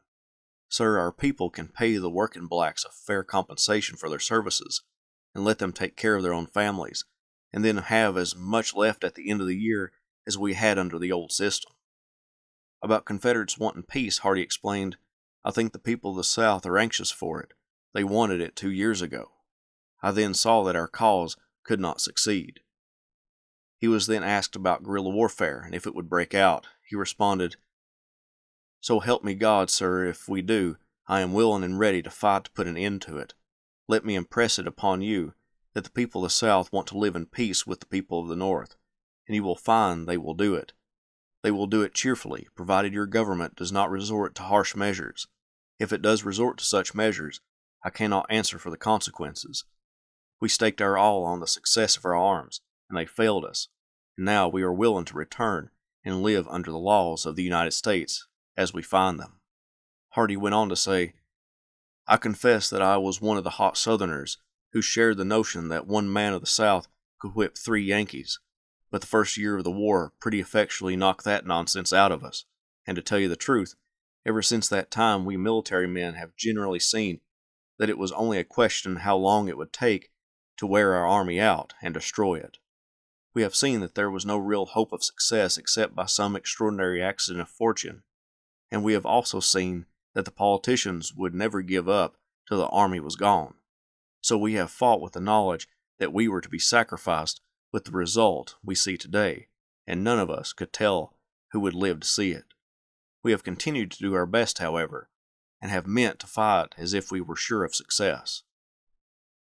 Upon arriving at Greensboro, Hardee accompanied some Union generals and their staff to the headquarters of Johnston, then retired to his own headquarters. The army was paroled and headed toward Salisbury. Hardee would accompany it, but the North Carolina soldiers didn't want him to depart until they had a chance to say goodbye. They lined up in formation and the flag was furled in front of his headquarters. With that, he said goodbye and proceeded to Salisbury. From there, he traveled with a large section of the Army of Tennessee, many of them refusing to leave his side until they made sure he was safe at home. They marched and rode through the Carolinas into Georgia and finally Alabama, where his wife's plantations were. From there, soldiers from the Gulf and the Trans-Mississippi went to Mobile, and some boarded steamers destined for homes they hadn't seen in 4 years. Hardee was escorted by some of his men to one of his wife's plantations near Demopolis, Alabama. He went to work on the plantation, with he and Mary and some of the children living in a log cabin that had once been occupied by one of their overseers. About 75 freed slaves now worked on the plantation as sharecroppers. The plantations were in fairly good condition because of their location, and Hardee had 160 bales of cotton that he sold at a great profit because the market was up right after the war. With some of his profits, he sent a check for $522 to Jefferson and Verena Davis to help them out financially. After about a year of running the operations on his plantations, he and Mary moved to Selma, Alabama, where Hardee helped to start the Selma Fire and Marine Insurance Company. However, his main reason for coming to Selma was to take the position as president of the Selma and Meridian Railroad Company. It was a promising company before the war, but had been wrecked physically as well as financially because of the conflict. Its capital was put in Confederate bonds, and now that was gone. In 1866, Hardee went to work attempting to revitalize the once promising railroad. Hardee first went to New York to find a bank to lend him money for the railroad, but none were willing to give him a loan. He then turned to the United States Army and purchased 6 locomotives and 50 flat cars for $142,000, but he would need to pay that off in a year. He then obtained a lease to use the Northeast and Southwest Alabama Railroad to expand the reach of the Selma and Meridian Railroad. Meanwhile, Hardee sought a pardon, getting dozens of signatures for his petition, and handed in his paperwork. Politicians balked at his petition, so Hardee called on his friend William T. Sherman to help with the process. Still, it took 2 years for him to get pardoned. The railroad business venture failed, even with Hardee's meticulous work eventually being sold to a company in New York. His home was the scene of many visits by former Confederate and Union officers. For a time, Joseph E. Johnston lived in Selma and made regular visits to his old subordinate. In his later years, Hardee liked to garden. His neatness was well known, and he never failed to wear his jacket when he left the house, and instructed his children to dress nicely. The only time he didn't dress in his nicest clothes was when he was gardening, something his children teased him about. Hardee was diagnosed with stomach cancer in 1872. To relieve his ailments, he took trips to White Sulphur Springs, West Virginia. In 1873, he made a trip there to be part of the formation of the Southern Historical Society. However, when he got there, he became ill and was confined to his bed for the whole summer. A delegation from the society came to his bedside to express their regret at his illness. That delegation included Fitzhugh Lee, Jubal Early, John Letcher, and Raphael Sims. By the fall, Hardee had recovered some and put on a train, but only made it as far as Wytheville, Virginia. There, Joseph E. Johnston came to see his sick friend in his railroad car. Hardee was moved to the Buck Hotel in Wytheville and died there on November 6, 1873. The funeral in Selma was said to have been the biggest funeral in the city. Hardee's body was taken to Live Oak Cemetery in Selma, with his large black horse falling behind, with Hardee's boots turned backward in the stirrups, and a veteran of the Army of Tennessee leading the horse. Mary would pass away 2 years later at the age of 35 from tuberculosis. In a weird coincidence, Mary would die in the same house under the same physician's care from the same disease that Hardee's first wife passed away in and from. William J. Hardee literally wrote the book that officers on both sides of the Civil War used to train their troops and themselves. His impact on the war can't be overestimated in that regard. His strict military decorum scares some soldiers, but once they met him in person, his charming and kind nature showed through, dispelling any ideas of a tough exterior. However, when performing military duties, Hardee expected soldiers to adhere to a strict military decorum. Before and during the war, his soldiers would be drilled to assure Hardee that those men would enter combat and perform to the best of their abilities. His nickname of Old Reliable came from his dependability in any situation. Through the majority of the war, he put forth a solid performance, but he didn't stand out like other giants of the conflict. When he did, like at the Battle of Atlanta, the Evacuation of Savannah, or the Battle of Bentonville, it was during the war's last 9 months, so any success seemed to be looked on as simply a last gasp from a dying army. His genius came through in the way his subordinates conducted themselves, most notably Patrick Cleburne. The two worked incredibly well together and became great friends. Each one relied on the other. The Corps commander needed to do less on the battlefield when he had such capable division commanders on the field. That's why in the last 2 months of the war, Hardee led charges in battle, because much of his officer corps had gone, and he needed to take personal command. In that way, his expert training hindered his name from becoming prominent and mainstream. Nevertheless, Hardee was a fixture of the war in the Western theater and a vital part of the Army of Tennessee. He cared for his soldiers, and they repaid him for it through their actions on the field of battle. Hardee's legacy will most likely revolve around the manual of arms he created and the hat that bears his name. But let us not forget that in many ways, it was the dependable Hardee that trained and coordinated over half of the troops in the Army of Tennessee. And although that army didn't see many victories, it wasn't because of anything Hardee lacked. He did all he could to keep that army together, and stood as a constant symbol to the soldiers in that army of professionalism and dependability. If you like what I do, please consider subscribing to the channel if you haven't done so already. Join the Patreon page and purchase something from one of my online stores. Every little bit helps. Thank you.